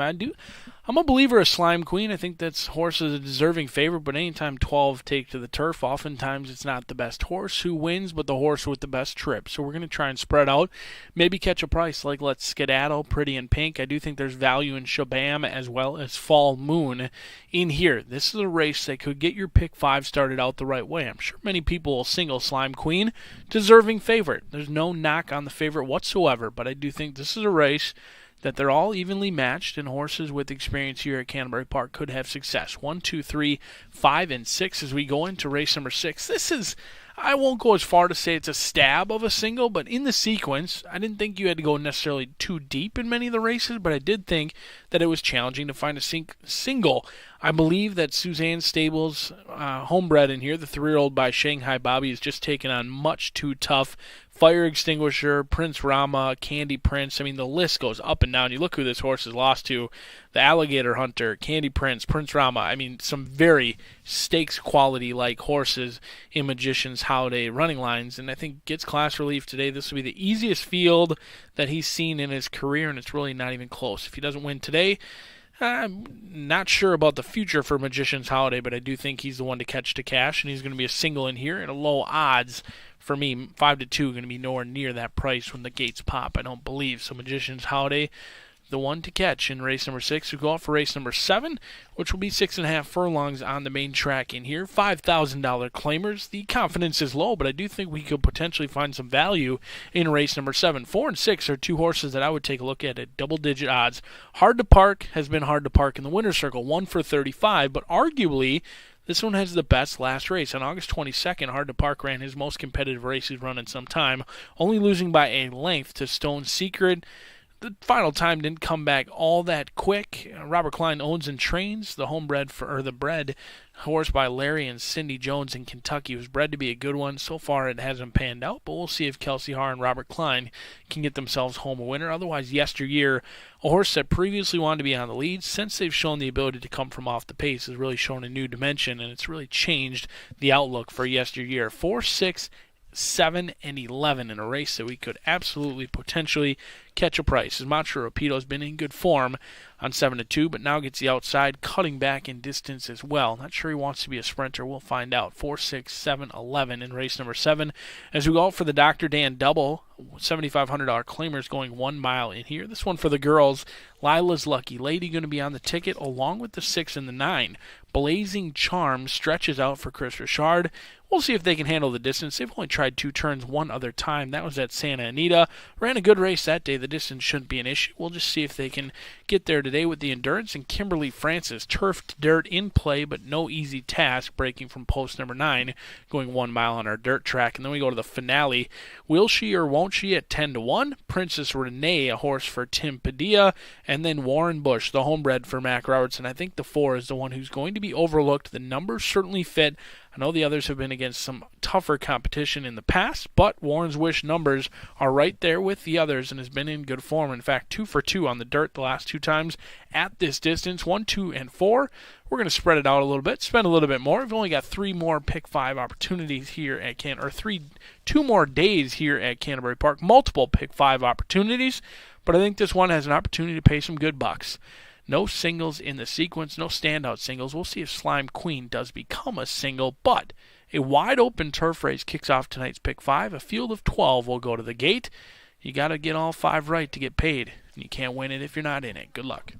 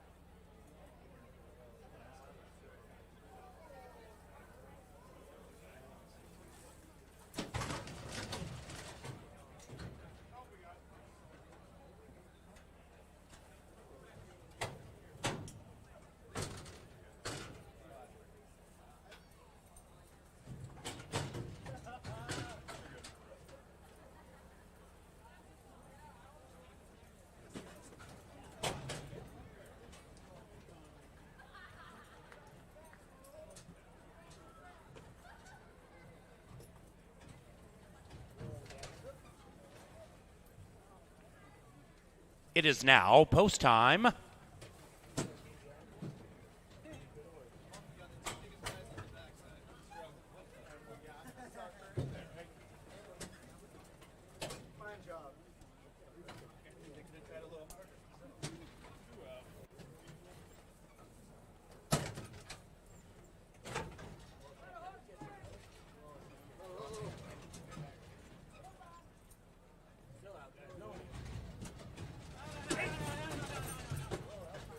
Aaron's Creation, last in line. And they're racing, and they broke in a perfect line, all 12 out of the gate spectacularly. Rental Pool at 20-1, flashing that patented early speed. Ships Creek at 7-1 has grabbed the lead. Then it's Pretty in Pink, rider wearing the green, tucked in a joint third, about 2.5 lengths from the lead, and swinging wide around the turn, and now getting into the three-path is Missy into Mischief as the early pace is kind of hot. After that, we come back to Time in the Tavern, and that one is to the inside of Let's Skedaddle, who's under an incredibly tight hold. Behind that is Lady Astrid in the turf debut, about 7 lengths from the lead as they settle into their spots. Slime Queen would have to rule over the field from 9 out of it, tightly held, and they have a half mile to go. Then we come back to Come On, Sweet Pea, second last, trying to win 2 in a row, and the one at the rear is Fall Moon, and they're all covered by 10 as they zing into the far turn. And up top it is Ships Creek battling it out with Rental Pool. Outside of them, Pretty in Pink is trying to get in the black. Behind them, Let's Skedaddle still traveling beautifully but sequestered. After that, Missy into Mischief, and on the wide side, Slime Queen is circumnavigating into action as they come charging down the stretch. It is Pretty in Pink, Slime Queen, Let's Skedaddle as the light of day to the inside, and up goes Slime Queen with a big move. Slime Queen, Let's Skedaddle at 7-1, lunging late, but it's too late, and Slime Queen prevails.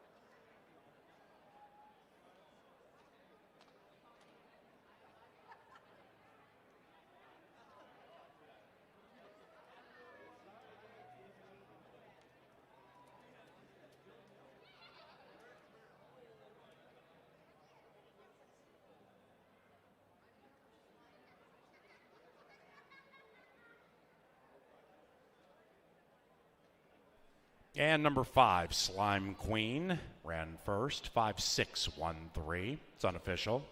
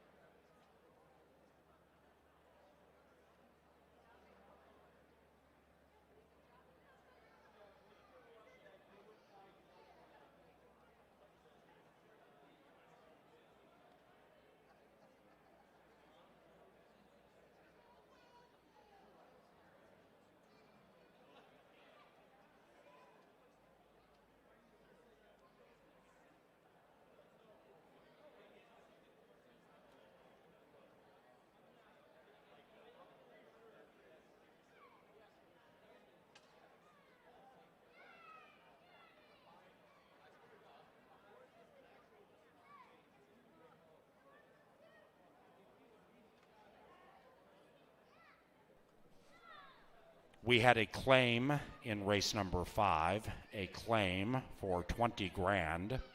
Rental Pool was claimed by Mac Robertson for Nova Gratz Racing. Rental Pool claimed 20K, Robertson, Nova Gratz. Race 5 is official. That exacta paid $18.80, trifecta $38, chalk all odds. Superfecta $30, double $70.70. And the pick 3 paid $63.10. Race number 6 is 22 minutes from now, and we head back to a fast main track for the second and final pick 4 this Tuesday evening. No scratches, no rider changes. Racing at Canterbury is courtesy of Pepsi, the official soft drink provider of Canterbury Park. And don't forget to check out CanterburyPark.com for upcoming off-season events, which include Minnesota home shows, up to 120 exhibitors at our Expo Center. It is October 30th. Find any help for home improvement projects, tickets and information for this home show, CanterburyPark.com.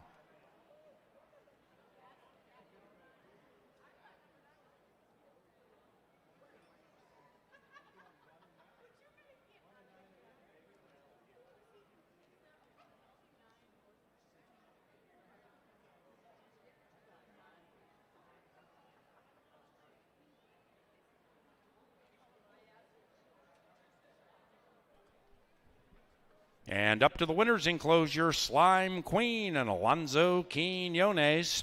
The winning trainer, Mac Robertson. And the winning owners, Hugh Robertson and Barry Butzo. A couple of victories tonight for Uncle Barry. Butzo colors back in the winner's circle. She is Slime Queen.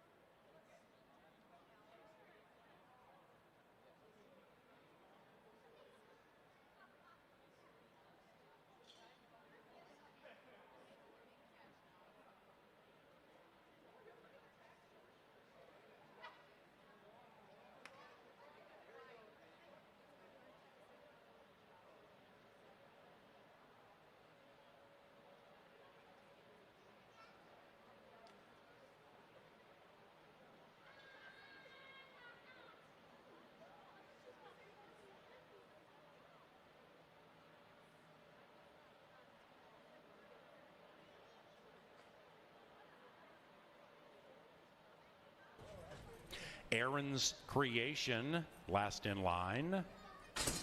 And they're racing. And they've broken a perfect line, all 12 out of the gate spectacularly. Rental Pool at 20-1, flashing that patented early speed. Ships Creek at 7-1 has grabbed the lead. Then it's Pretty in Pink, rider wearing the green, tucked in a joint third, about 2.5 lengths from the lead, and swinging wide around the turn. And now getting into the three-path is Missy into Mischief, as the early pace is kind of hot. After that, we come back to Time in the Tavern, and that one is to the inside of Let's Skedaddle, who's under an incredibly tight hold. Behind that is Lady Astrid in the turf debut, about 7 lengths from the lead as they settle into their spots. Slime Queen would have to rule over the field from 9 out of it, tightly held, and they have a half mile to go. Then we come back to Come On Sweet Pea, second last, trying to win 2 in a row, and the one at the rear is Fall Moon, and they're all covered by 10 as they zing into the far turn. And up top it is Ships Creek battling it out. Pool. Outside of them, Pretty in Pink is trying to get in the black. Behind them, Let's Skedaddle, still traveling beautifully but sequestered. After that, Missy into Mischief. And on the wide side, Slime Queen is circumnavigating into action as they come charging down the stretch. It is Pretty in Pink, Slime Queen, Let's Skedaddle as the light of day to the inside. And up goes Slime Queen with a big move. Slime Queen, Let's Skedaddle at 7-1, lunging late, but it's too late, and Slime Queen prevails.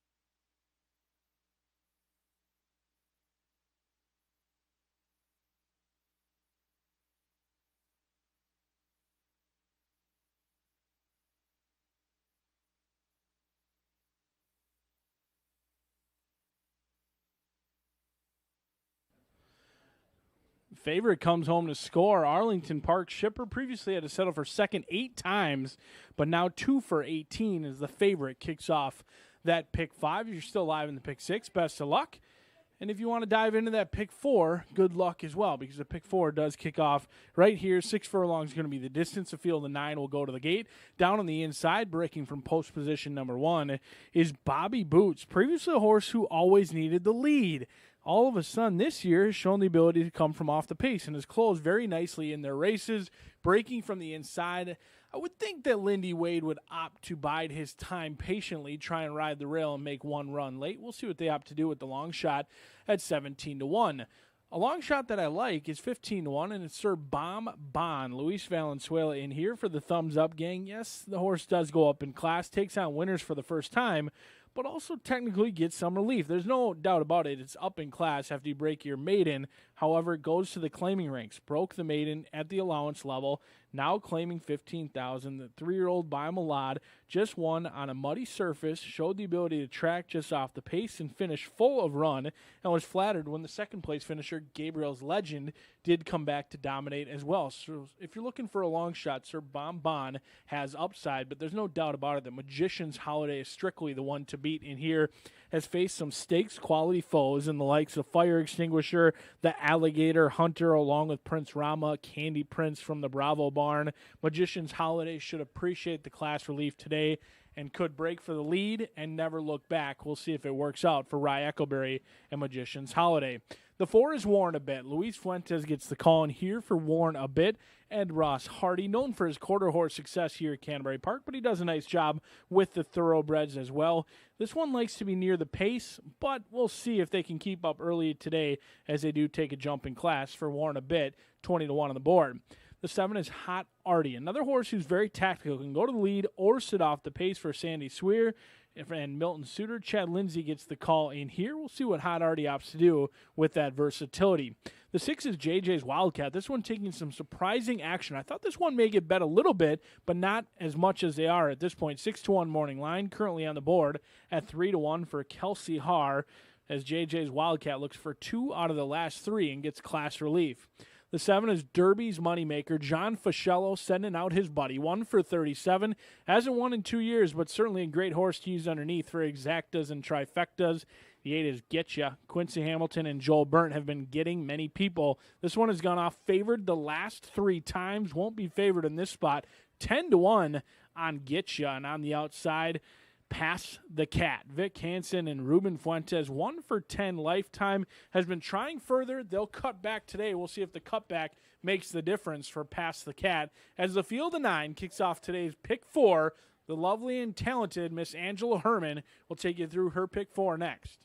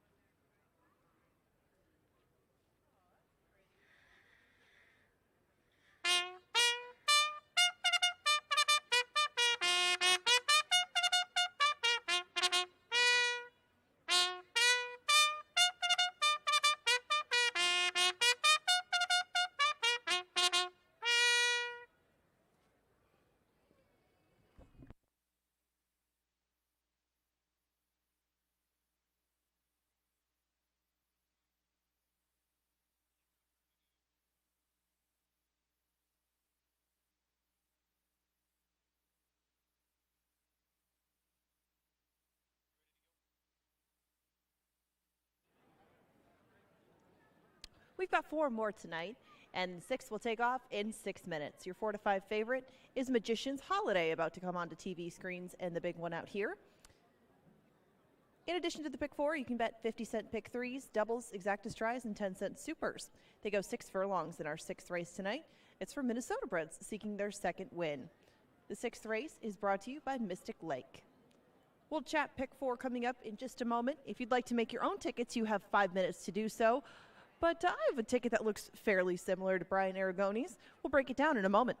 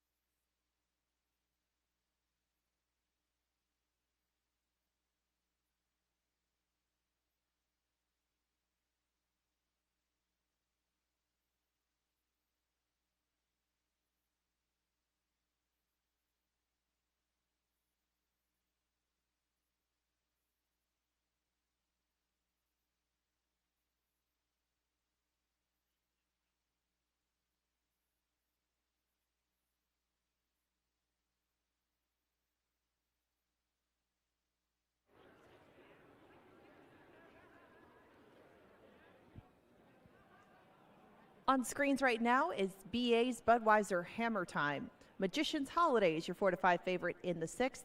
He's the single in his pick 5. He's the single in my pick 4.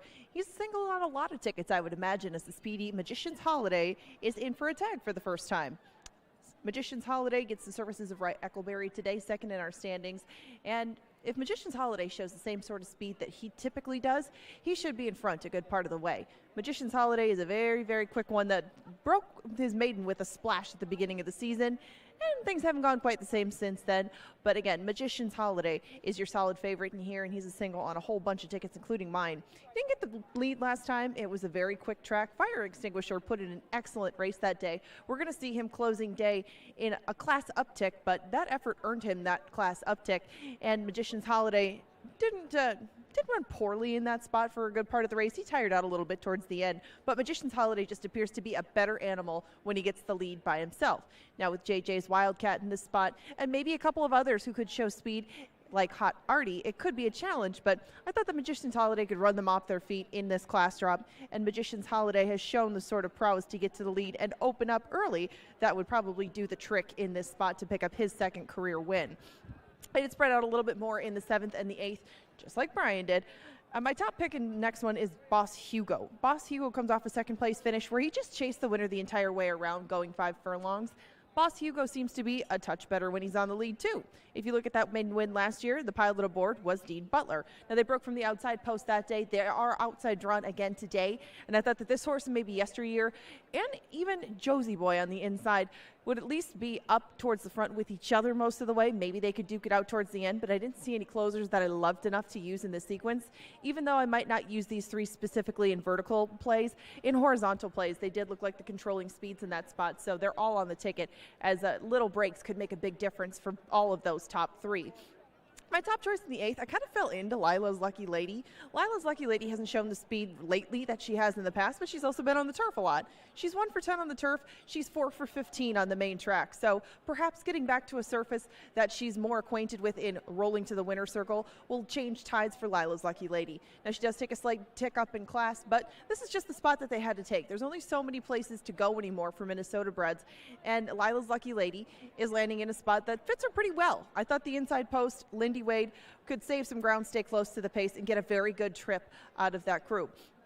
Now, there's possibilities for closers in there. I didn't see a whole bunch of pace.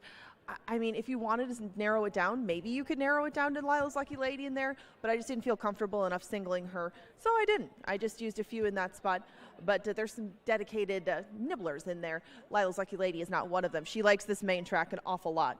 Now, there was a big scratch in the last of Mac Robertson's filly in there. I scratched into Princess Renee in here, and Princess Renee has been running extremely well on both surfaces this year. She managed to break her maiden last time on the uptick in maiden special weight company, but they put her in a very realistic spot to try to get her second win. This filly had always shown potential, but she had to take all of 2020 off. Now, whatever the issue is, it seems to have resolved itself with racing, and Princess Renee is in, again, a very realistic spot to get her second win.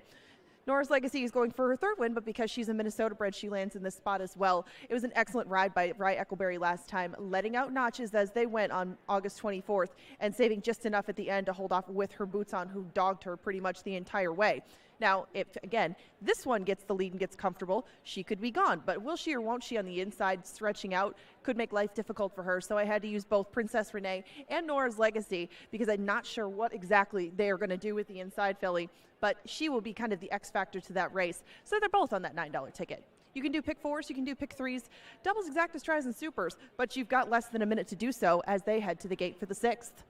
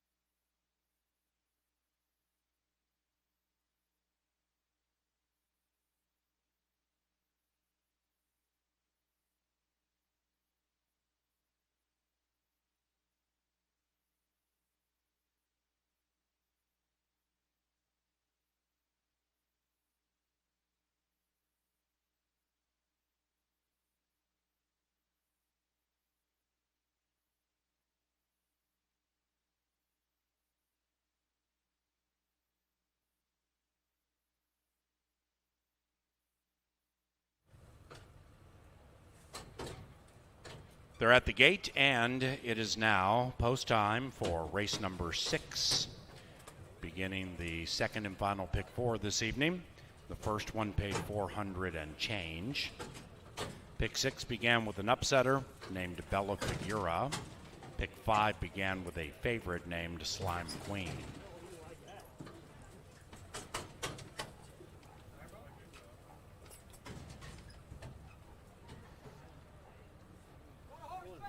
Past the Cat, last in line, Magician's Holiday, heavily favored. racing. Magician's Holiday came off okay. The favorite is about 2 lengths from the lead, which belongs to JJ's Wildcat. And Senior Bomb shows speed. And now Magician's Holiday from 4th to 3rd to 2nd, right up to the lead, putting those blue blinkers in front. And Magician's Holiday at 3 to 5 leads it with 4 furlongs to travel. 5 lengths behind that, we have Bobby Boots racing to the inside of Getcha, looking to get it 2 consecutive times.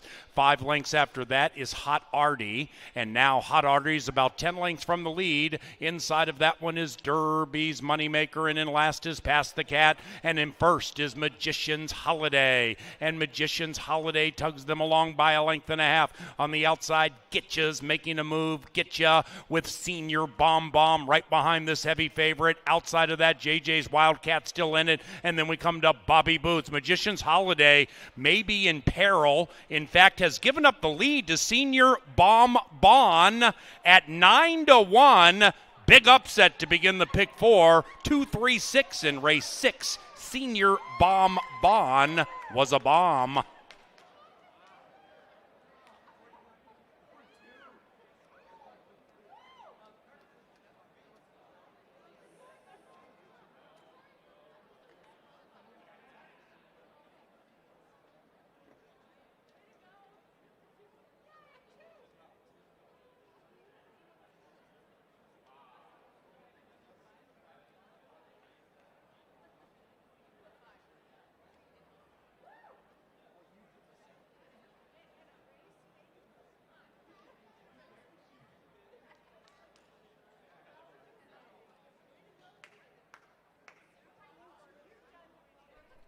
Number 2, Senior Bomb first. It is 2-3-6-1.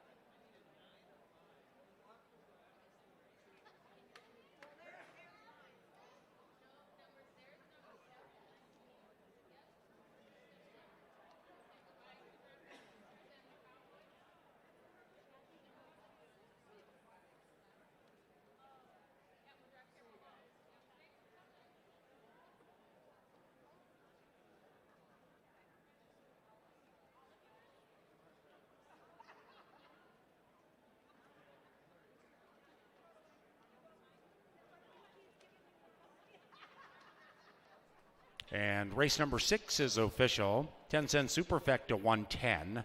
5-2 double, $48.40. Pick 3 from race 4 paid $4.16. That exacta $28.30. And the trifecta $68.55. In our 7th race, number 8 Poverty Flats is ridden by Quincy Hamilton. Scratch numbers 12 and 14. 12 and 14 out of race number 7.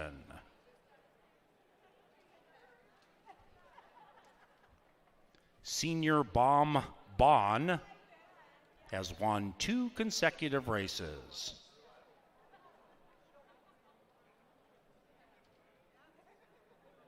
And here comes Senior Bomb, ridden by LAV, Luis Valenzuela. Silva Racing owns, and the winning trainer and leader of the Thumbs Up Gang, it is Miguel Angel Silva. Senior Bomb is a 3-year-old bay son of Malad, out of my friend Gail. Bred in Minnesota by Miguel Angel Silva. Triple play for the Thumbs Up Gang, winning owner, trainer, and breeder of the upset-minded Senior Bomb Bon.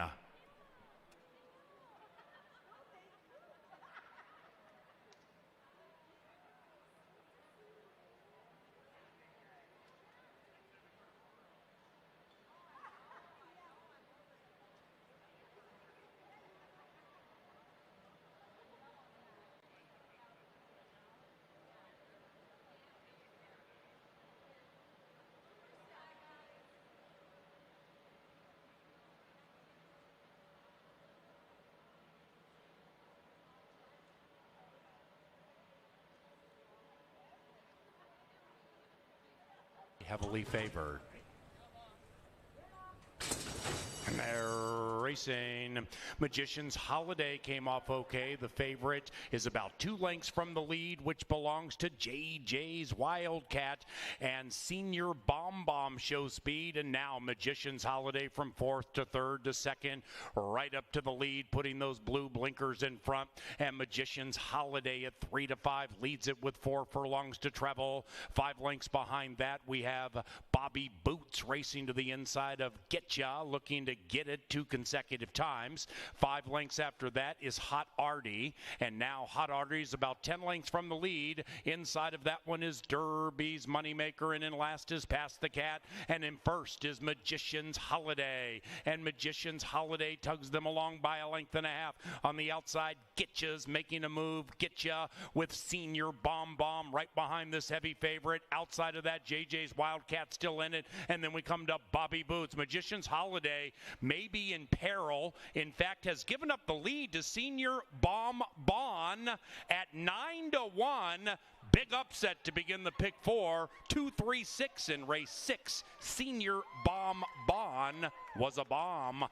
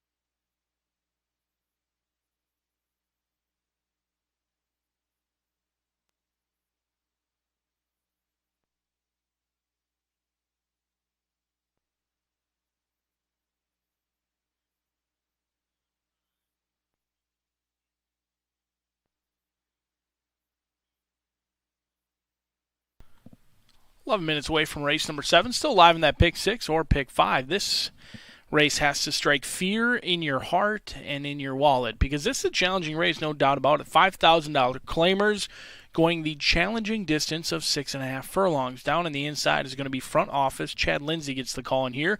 Larry Donlin Jr. owns and trains this 5-year-old by Into Mischief, who's 1 for 30. 0 for the last 23 and has yet to win here at Canterbury Park, but you will get long shot value at 27-1. The 2 is Josie Boy. Looked dominant in the maiden breaking score, but that was back in May. Hasn't been seen since May. Comes right back at $5,000 claiming level. You do get Novogratz Racing Stables, Mac Robertson, and Alex Conchari. Certainly winning connections, but there's questions about the layoff for Josie Boy, who does go up in class ever so slightly, 8-1 on the board. The 3 is Roverton. This 3-year-old gelding seems to want to go further. He's been going a mile, cutting back to 6.5 furlongs. So far, in one try at the 6.5 furlong, kind of showed the lead and then backed out of it rather quickly, but that was against maiden special weight. Next Gen Racing Stables had plenty of success this year, and they get Alonzo Quinones in the saddle 27-1 on Roverton. Hard to Park has taken some action right now, and there's no doubt about it. This one's been hard to park in the winner's circle, 1 for 35. Doesn't love to win. However, could be trending in the right direction as Robert Klein owns and trains. Kelsey Hard gets the call, and you could argue that Hard to Park's last race would beat many of these others in here. We'll see if 1 for 35 can duplicate that performance for Hard to Park. The 5 is Seattle Sia. Likes to say Sia around the turn, but doesn't always see you in the winner's circle. This one is very fast. I expect the 5 to be the one to catch the cash. The only question is, can Seattle Sia get the job done in here for race number 13, 13-1. The 6 is Yesteryear. Luis Valenzuela getting the call for the Bergsrudes in here. Clinton Stewart sends this one out. Consistent is the key for Yesteryear. Has gone to the track 12 times, 6 times, has finished in the top 3. I can't remember the last time I saw a betting favorite right now. 4 horses vying for favoritism at 5-1. One of those horses is Boss Hugo. Dean Butler gets the call in here, 5-1. Right now, this wagering is completely crazy. The bettors seemingly don't know where to go to make a favorite. Boss Hugo, 5-1 for Heath Lawrence. The 8 is Poverty Flats, Tim Anderson. This one not vying for favoritism, 32-1 on the board. Quincy Hamilton gets the call in here. Hasn't won in 2 years. We'll see if they can change that around with Poverty Flats. The 9 being announced for the first time, a late scratch. Scratch 9. If you were alive to the 9 in your pick 6, pick 5, or pick 4s, you will get the post-time favorite, who at this point we have absolutely no idea who that may be. Scratch 9 out, a big scratch out of race number 7. Number 10 is 30-Minute Mass. Luis Fuentes gets the call in here for Michael Pierce. Has been popular at the claim box. Has gone to the track each and every time. Typically goes home with a different owner. We'll see if they can keep this one in their barn. Ran a good second-place finish last time out. Has finished in the top 2 5 out of 9 times so far this year. The 11 is Macho Rapido. The Minnesotans really found a home going 1 mile, now cutting back. We'll see if Suzanne Stables' Macho Rapido can make it 3 out of the last 4. And on the outside, why not bring one home for the Gravelis family? Jimmy T, Nevada Litfin, Rye Echoberry. I'm sure they're tuning in from Boston. We wish them the best of luck on the outside. Lucky post number 13. Rye Echoberry had an opportunity to ride the 8. He hops off to ride Jimmy T on the outside. Currently favored, Boss Hugo and Macho Rapido with that scratch of the 9. We'll see who goes off favored in here, but 8 minutes away from race number 7. Good luck.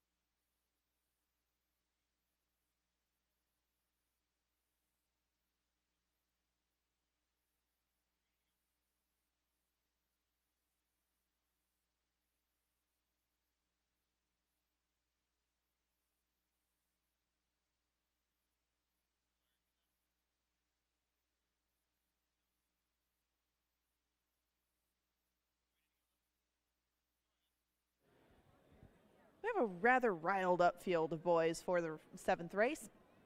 6.5 furlongs is the distance for this $5,000 claimer. Please note that the 9 El Centenario is now out, in addition to the 12 Mischievous Mo and the 14 Price to Pay. 3 scratches in here brings us down to a field of 11. It's a very evenly matched group. If you go by the tote board, your 9-2 slight favorite is Boss Hugo. Race number 7 is sponsored by the Minnesota State Lottery. It's your final pick 3 opportunity of the night.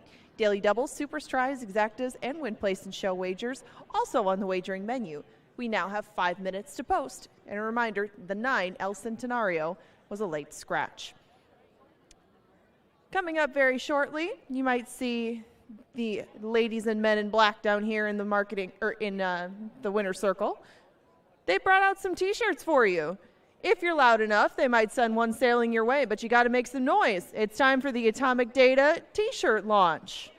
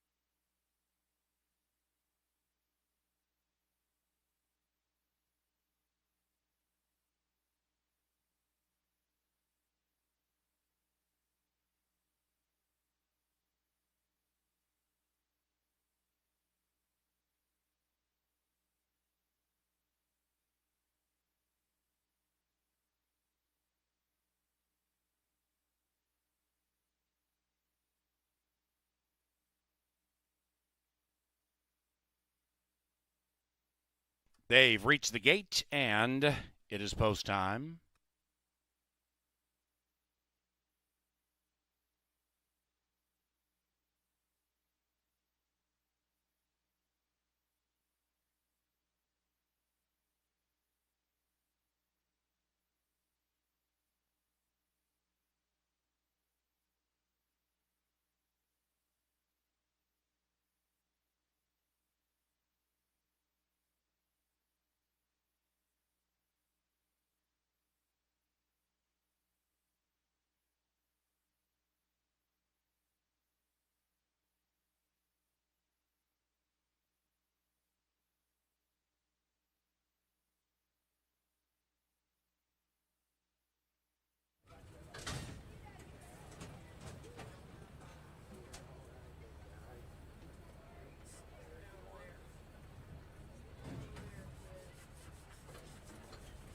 And these 5 claimers are moving in.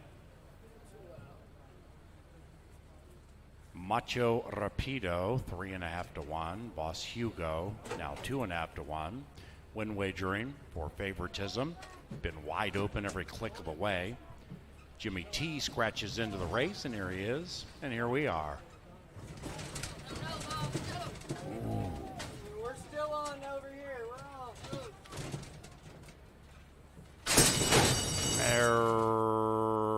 Racing.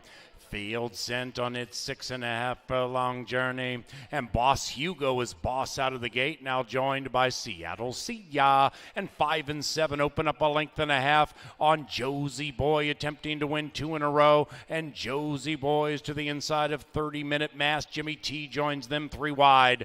3.5 lengths behind that to Yesteryear. 5-6 out of it, about to be joined by Macho Rapido. Then it's another 2, maybe 3 lengths back to Hard to Park, awkward out of the gate. Outside of that one is Poverty Flats, then it's Front Office, and the one at the rear is Roverton, about 13 lengths behind the speed, and up goes Seattle Sia. Seattle Sia, 26 to 1, fighting on bravely. Boss Hugo is right next to that one, and outside of them beginning to make a sweet move, 30-minute mass right in the thick of it as they head for home with 3/16 of a mile to go. It is Boss Hugo still battling it out with Seattle Sia, and between them, Yesteryear's making a sharp move. Yesteryear takes the lead as Boss Hugo was in tightly. From the back of the pack, Roverton's flying, but the winner is Yesteryear, and Yesteryear has prevailed at 5 to 1, 6-11-5 in race 7.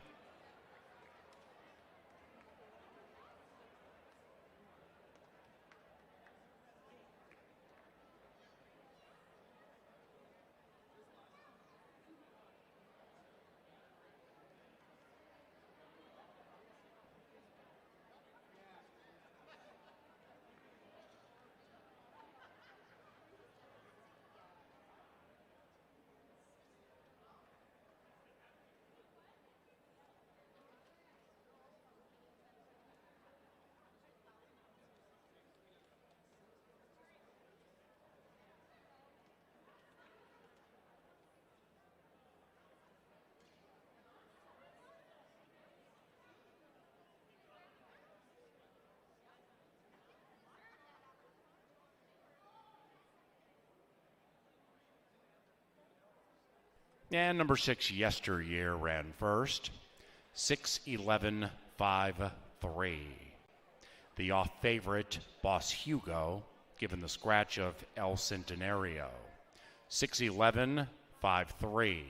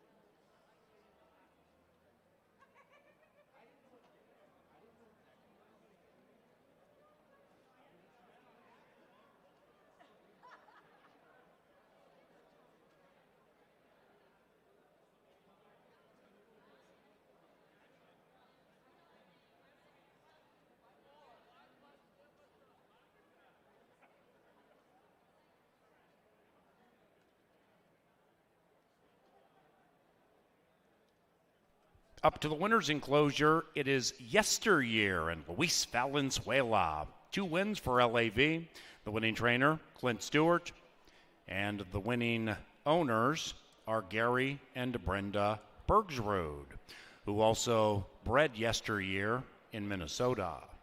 Yesteryear is a 5-year-old son of Justin Phillip from the De Jour mare Alcazar. This upsetter is Yesteryear.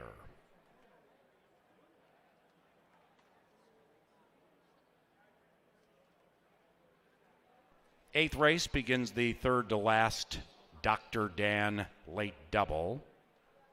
Scratch 4, Temples Montchelly.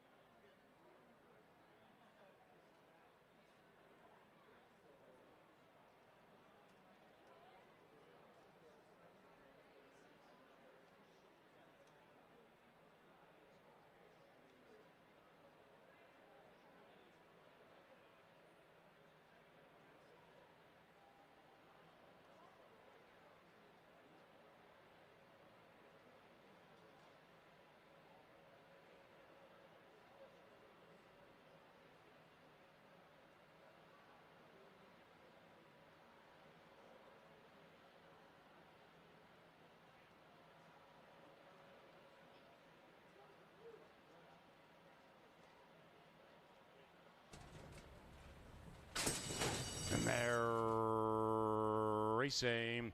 Field sent on its 6.5 long journey.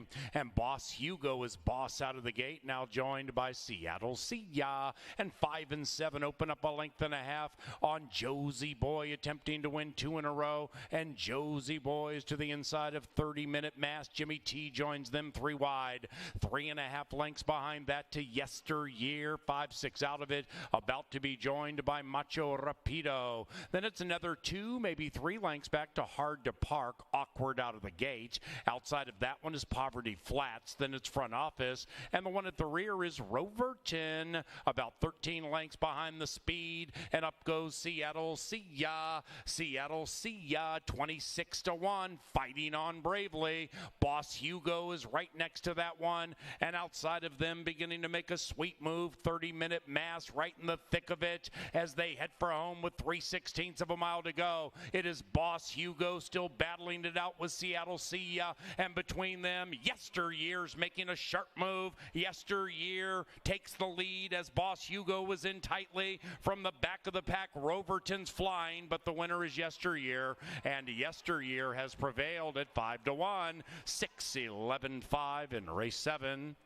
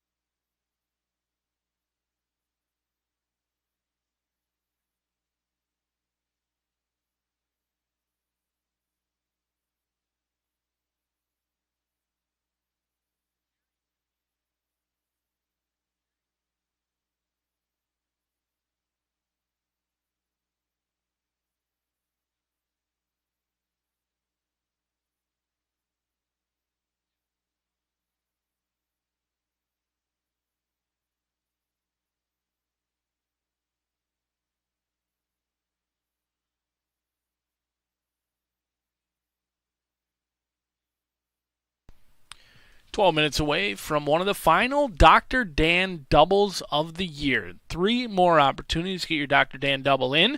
We're just 12 minutes away from race number 8. 1 mile going to be the distance. This one for the fillies and mares in here. Your 4-1 shot down on the inside gets our leading rider, Lindy Wade, for North Star Stables, the original North Star Stables, the homebred in here. The 5-year-old mare by Keela is 5 for 25. However, all the victories came prior to this year. So far, 0 for 7, been knocking on the door, but yet to knock it down. 4 of the 5 victories have come on the main track. Although the numbers are better on the turf, she seems to just get the job done on the main track. She ran a good second last time out behind Nocturnal Mission. Was the beaten favorite that day, likely to go off your second or third choice in here at 4-1.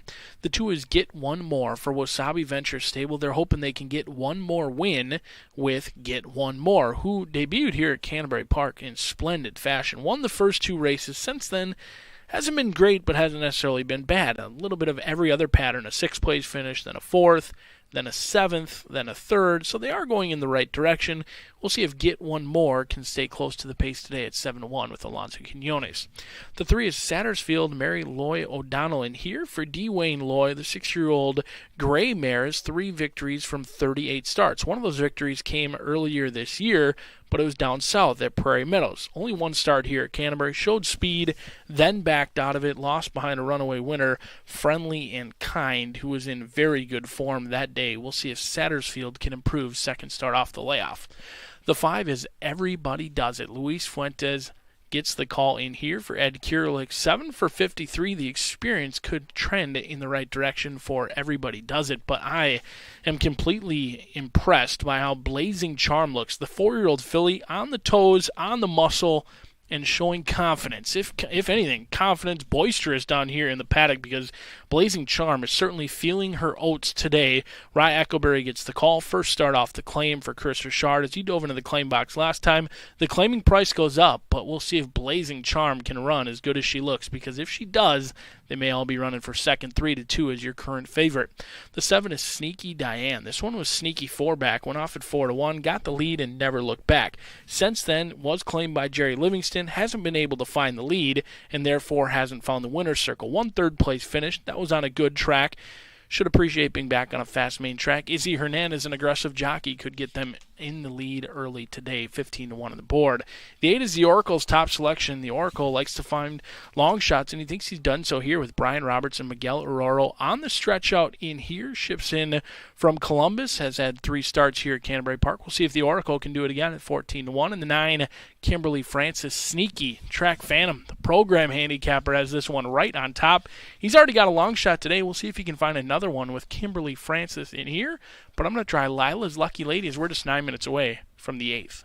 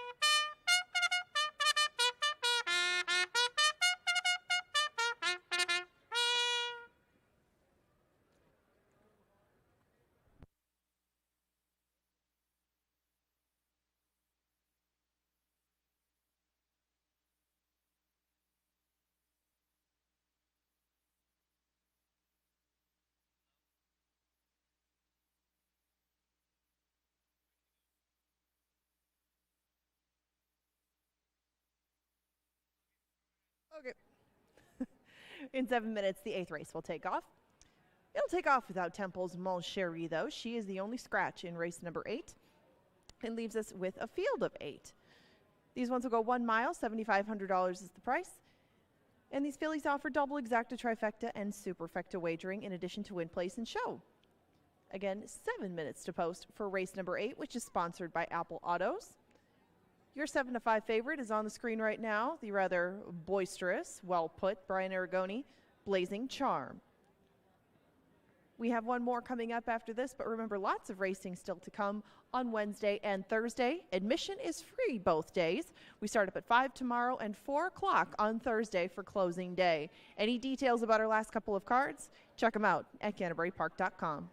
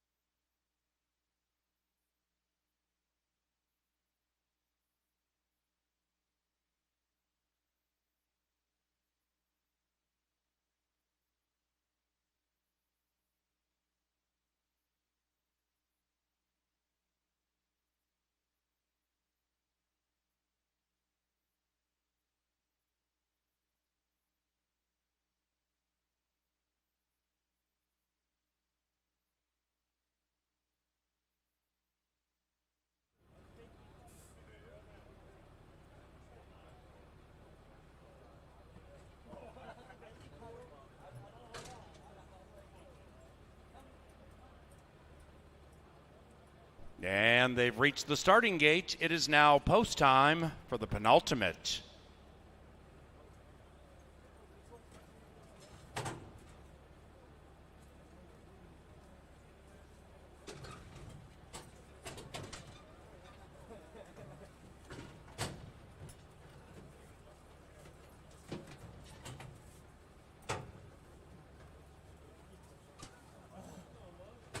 Blazing Charm, in search of 2 wins in a row, smashed down to heavy favoritism.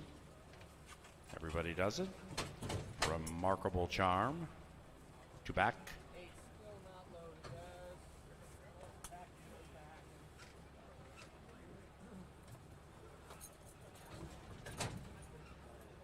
And 1 out.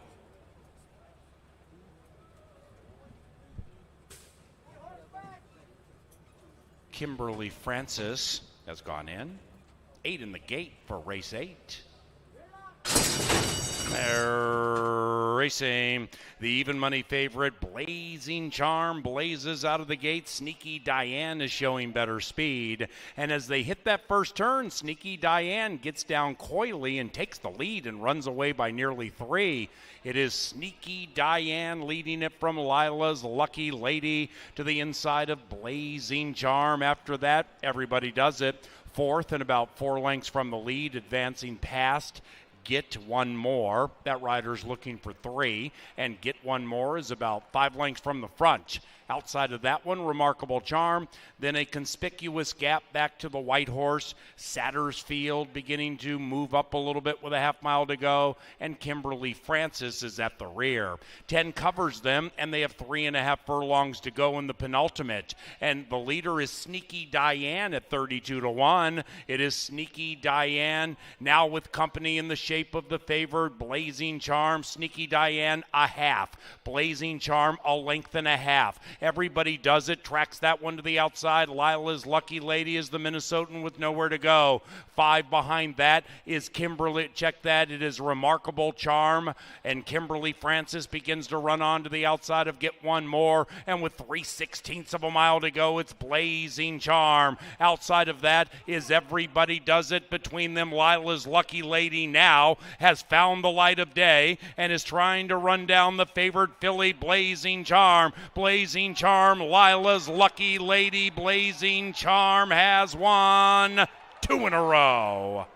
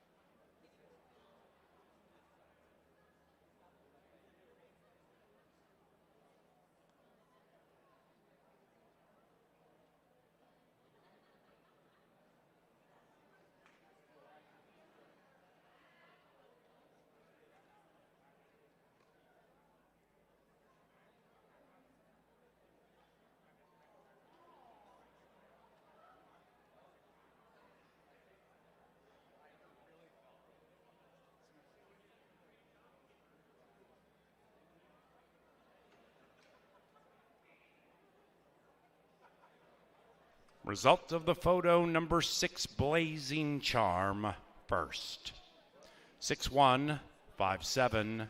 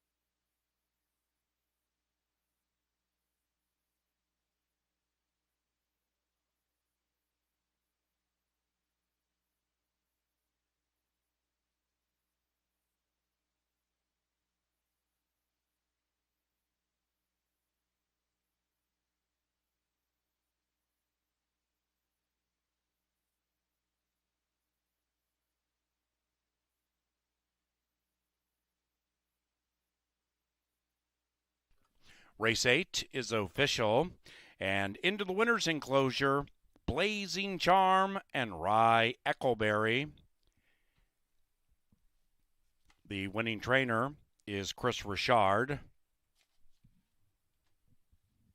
And Blazing Charm, victorious 2 in a row, is owned by Balkrishna Sukaran. Blazing Charm. 540 for the exacta, trifecta 12 and change. Superfecta 13 and change. 6 is wild in the most recent double. That paid nearly $35. And the pick 3 favorite at the end, 201. The 9th is our final live race. Scratch number 6, Imminent Threat.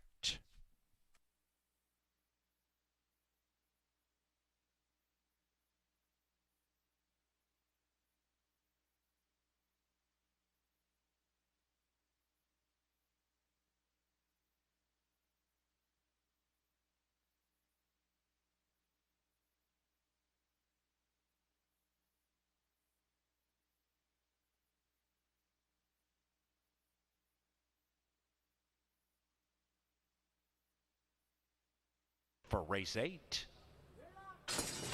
They're racing.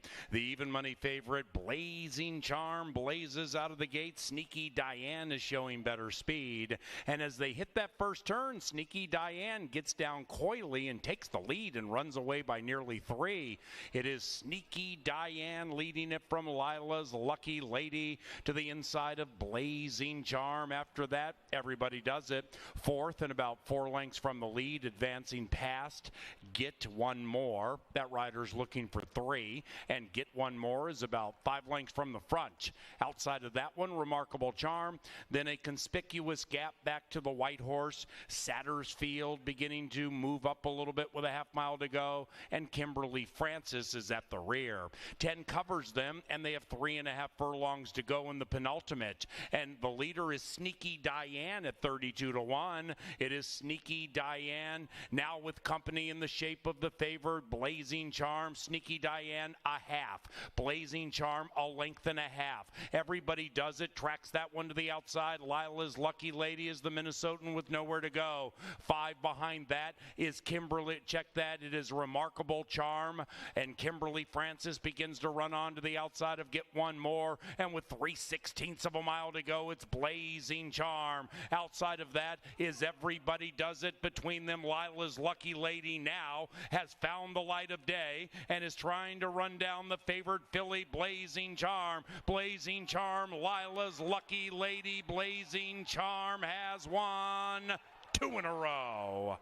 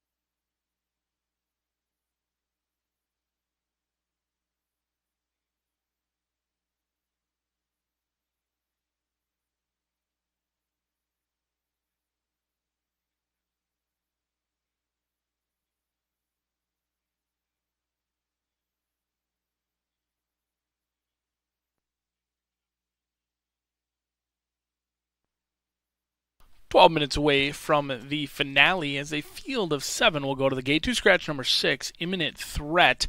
As that was quite a duel to the wire. Lila's Lucky Lady and Blazing Charm hooked up at the top of the lane, but Blazing Charm would not be denied for win number 5.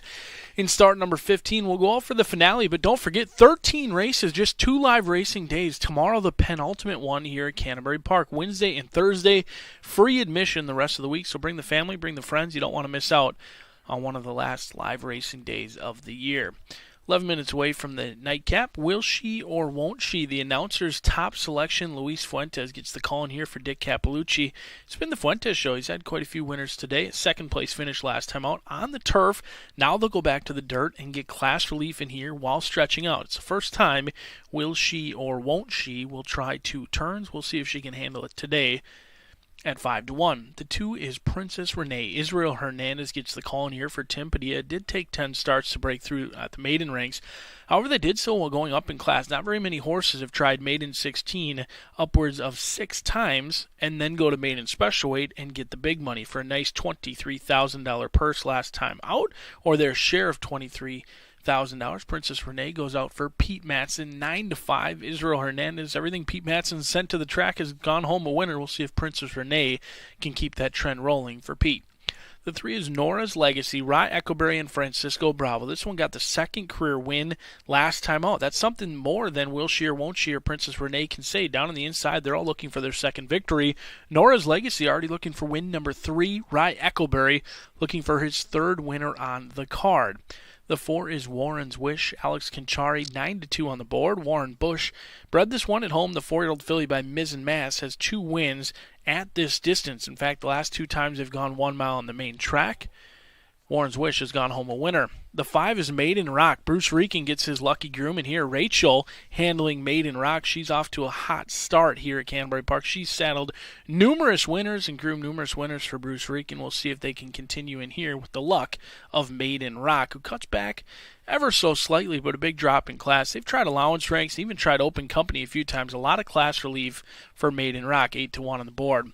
The 7 is Scylla. Miguel Aurora, Lynn Rarick, 1 for 20. Hasn't won yet this year. We'll see if that changes. And with the Shadow Roll, it's a Nevada Litfin trainee. The 3-year-old filly does take on Older in here. Turf to dirt in play. Doesn't get an easy post, but we'll see if Ruben Fuentes can get Mary Moberg and include an Attitude home a winner. Last time they tried a mile, it was 6th place finish, but it was against much, much stiffer competition. 9-1 on Include an Attitude as they go out for the nightcap. Thanks for joining us today, and I certainly hope to see you one of our last 2 live racing days. Good luck.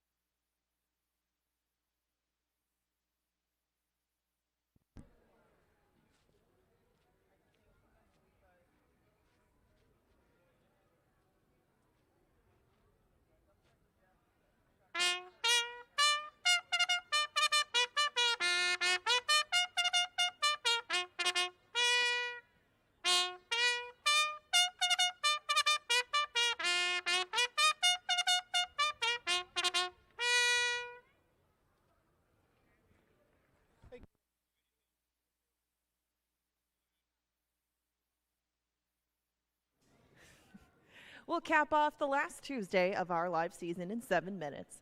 Race 9's field is now on track. We scratched the 6 Imminent Threat. That was your morning line favorite out of here.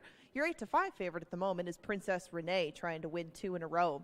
This is a $10,000 claimer. 1 mile is the distance. And our wagering options have been whittled down to win, play, show, exactas tries, and 10-cent supers. The 9th race will take off again in 7 minutes. Scratch the 6th imminent threat. Good luck if you're alive in any of our multi-race wagers. There were some prizes along the way, some big payouts coming if you should come up victorious in race number 9. Remember, we have big cards the next couple of days, and it's free to come back. If you had success tonight or you want to take another swing at it, 12, 13 races. We start at 5 o'clock tomorrow. We start at 4 o'clock on Thursday. A lot of action still to come in 2 remaining days of the Canterbury season. Take a walk through the card club, too, if you're still here and you want to stick around a little while and try to win some more dough. You got 6 minutes left to bet race number 9. Good luck. Paul Allen takes you through the remainder of the night.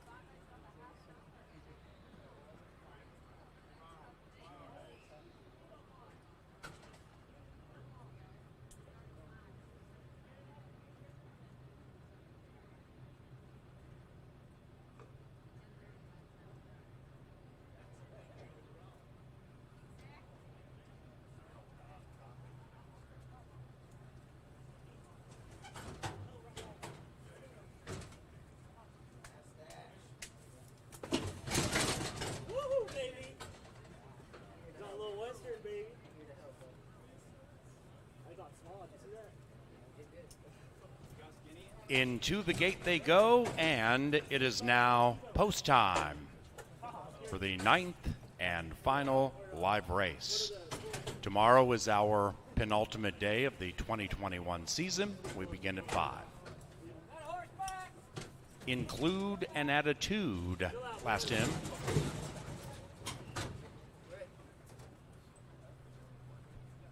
They're ready. And they're racing. Will she or won't she? It's 7-1. Zings out of the gate speedily, and the gray is Warren's Wish taking the lead around the turn. Warren's Wish, will she or won't she? They ding-dong around the turn, about 2.5, 3 clear from Nora's Legacy, and outside of that, Include an Attitude with the leading man beginning to advance, but now overtaken by Cecilia. Inside of that, Princess Renee, and the favored Princess Renee very close, 3 lengths from the lead, and about 5 or 6 clear from Maiden Rock. Up the barn side they go in the last at Canterbury Park, and will she or won't she? By an inch. Nora's Legacy clings to her, and they have a half mile to go. After that, Princess Renee, she's sequestered, and to the inside of Warren's Wish. Outside of them, Include an Attitude and Cecilia, and they're all sardined together, separated by 5, and are about 4 clear from Maiden Rock, who's running on. Midway through the turn, it is Nora's Legacy, and will she or won't she? And they have been battling each other every step of the way. Princess Renee gets to the outside trying to run these two down. Warren's Wish is beginning to languish, and into the stretch with 3/16 to go. Will she or won't she? The answer is won't. And outside, Princess Renee strikes the front. Nora's Legacy battles on to the inside into the final 125. Princess Renee from Nora's Legacy, and Princess Renee gallops to victory at 8-5.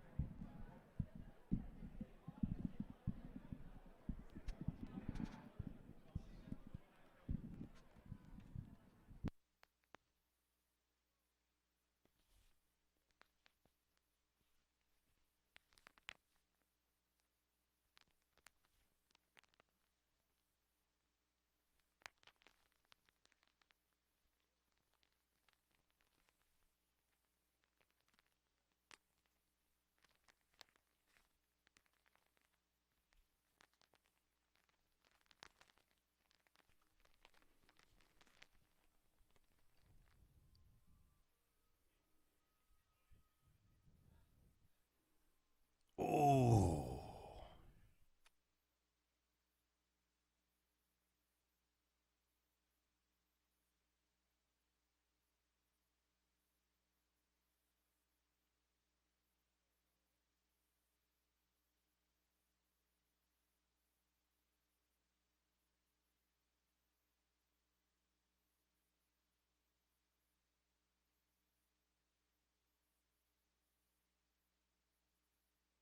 And the 9th race is official. Final pick 3, $46.35.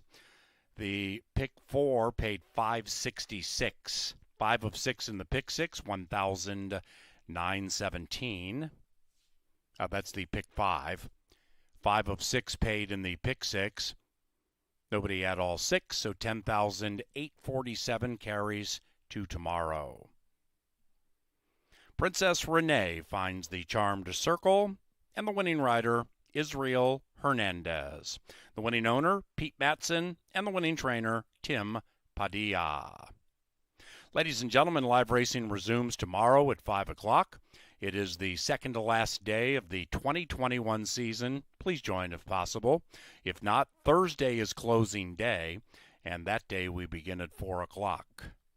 On behalf of our TV department, those here in the Dark Star press box, and for our management team, thank you very much for joining us.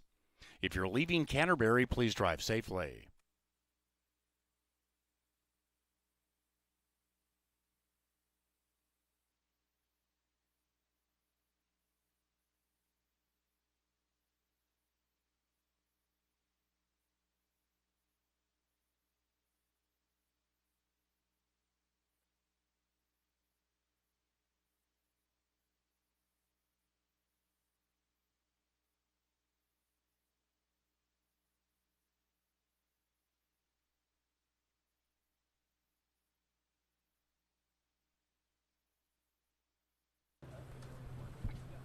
They're ready.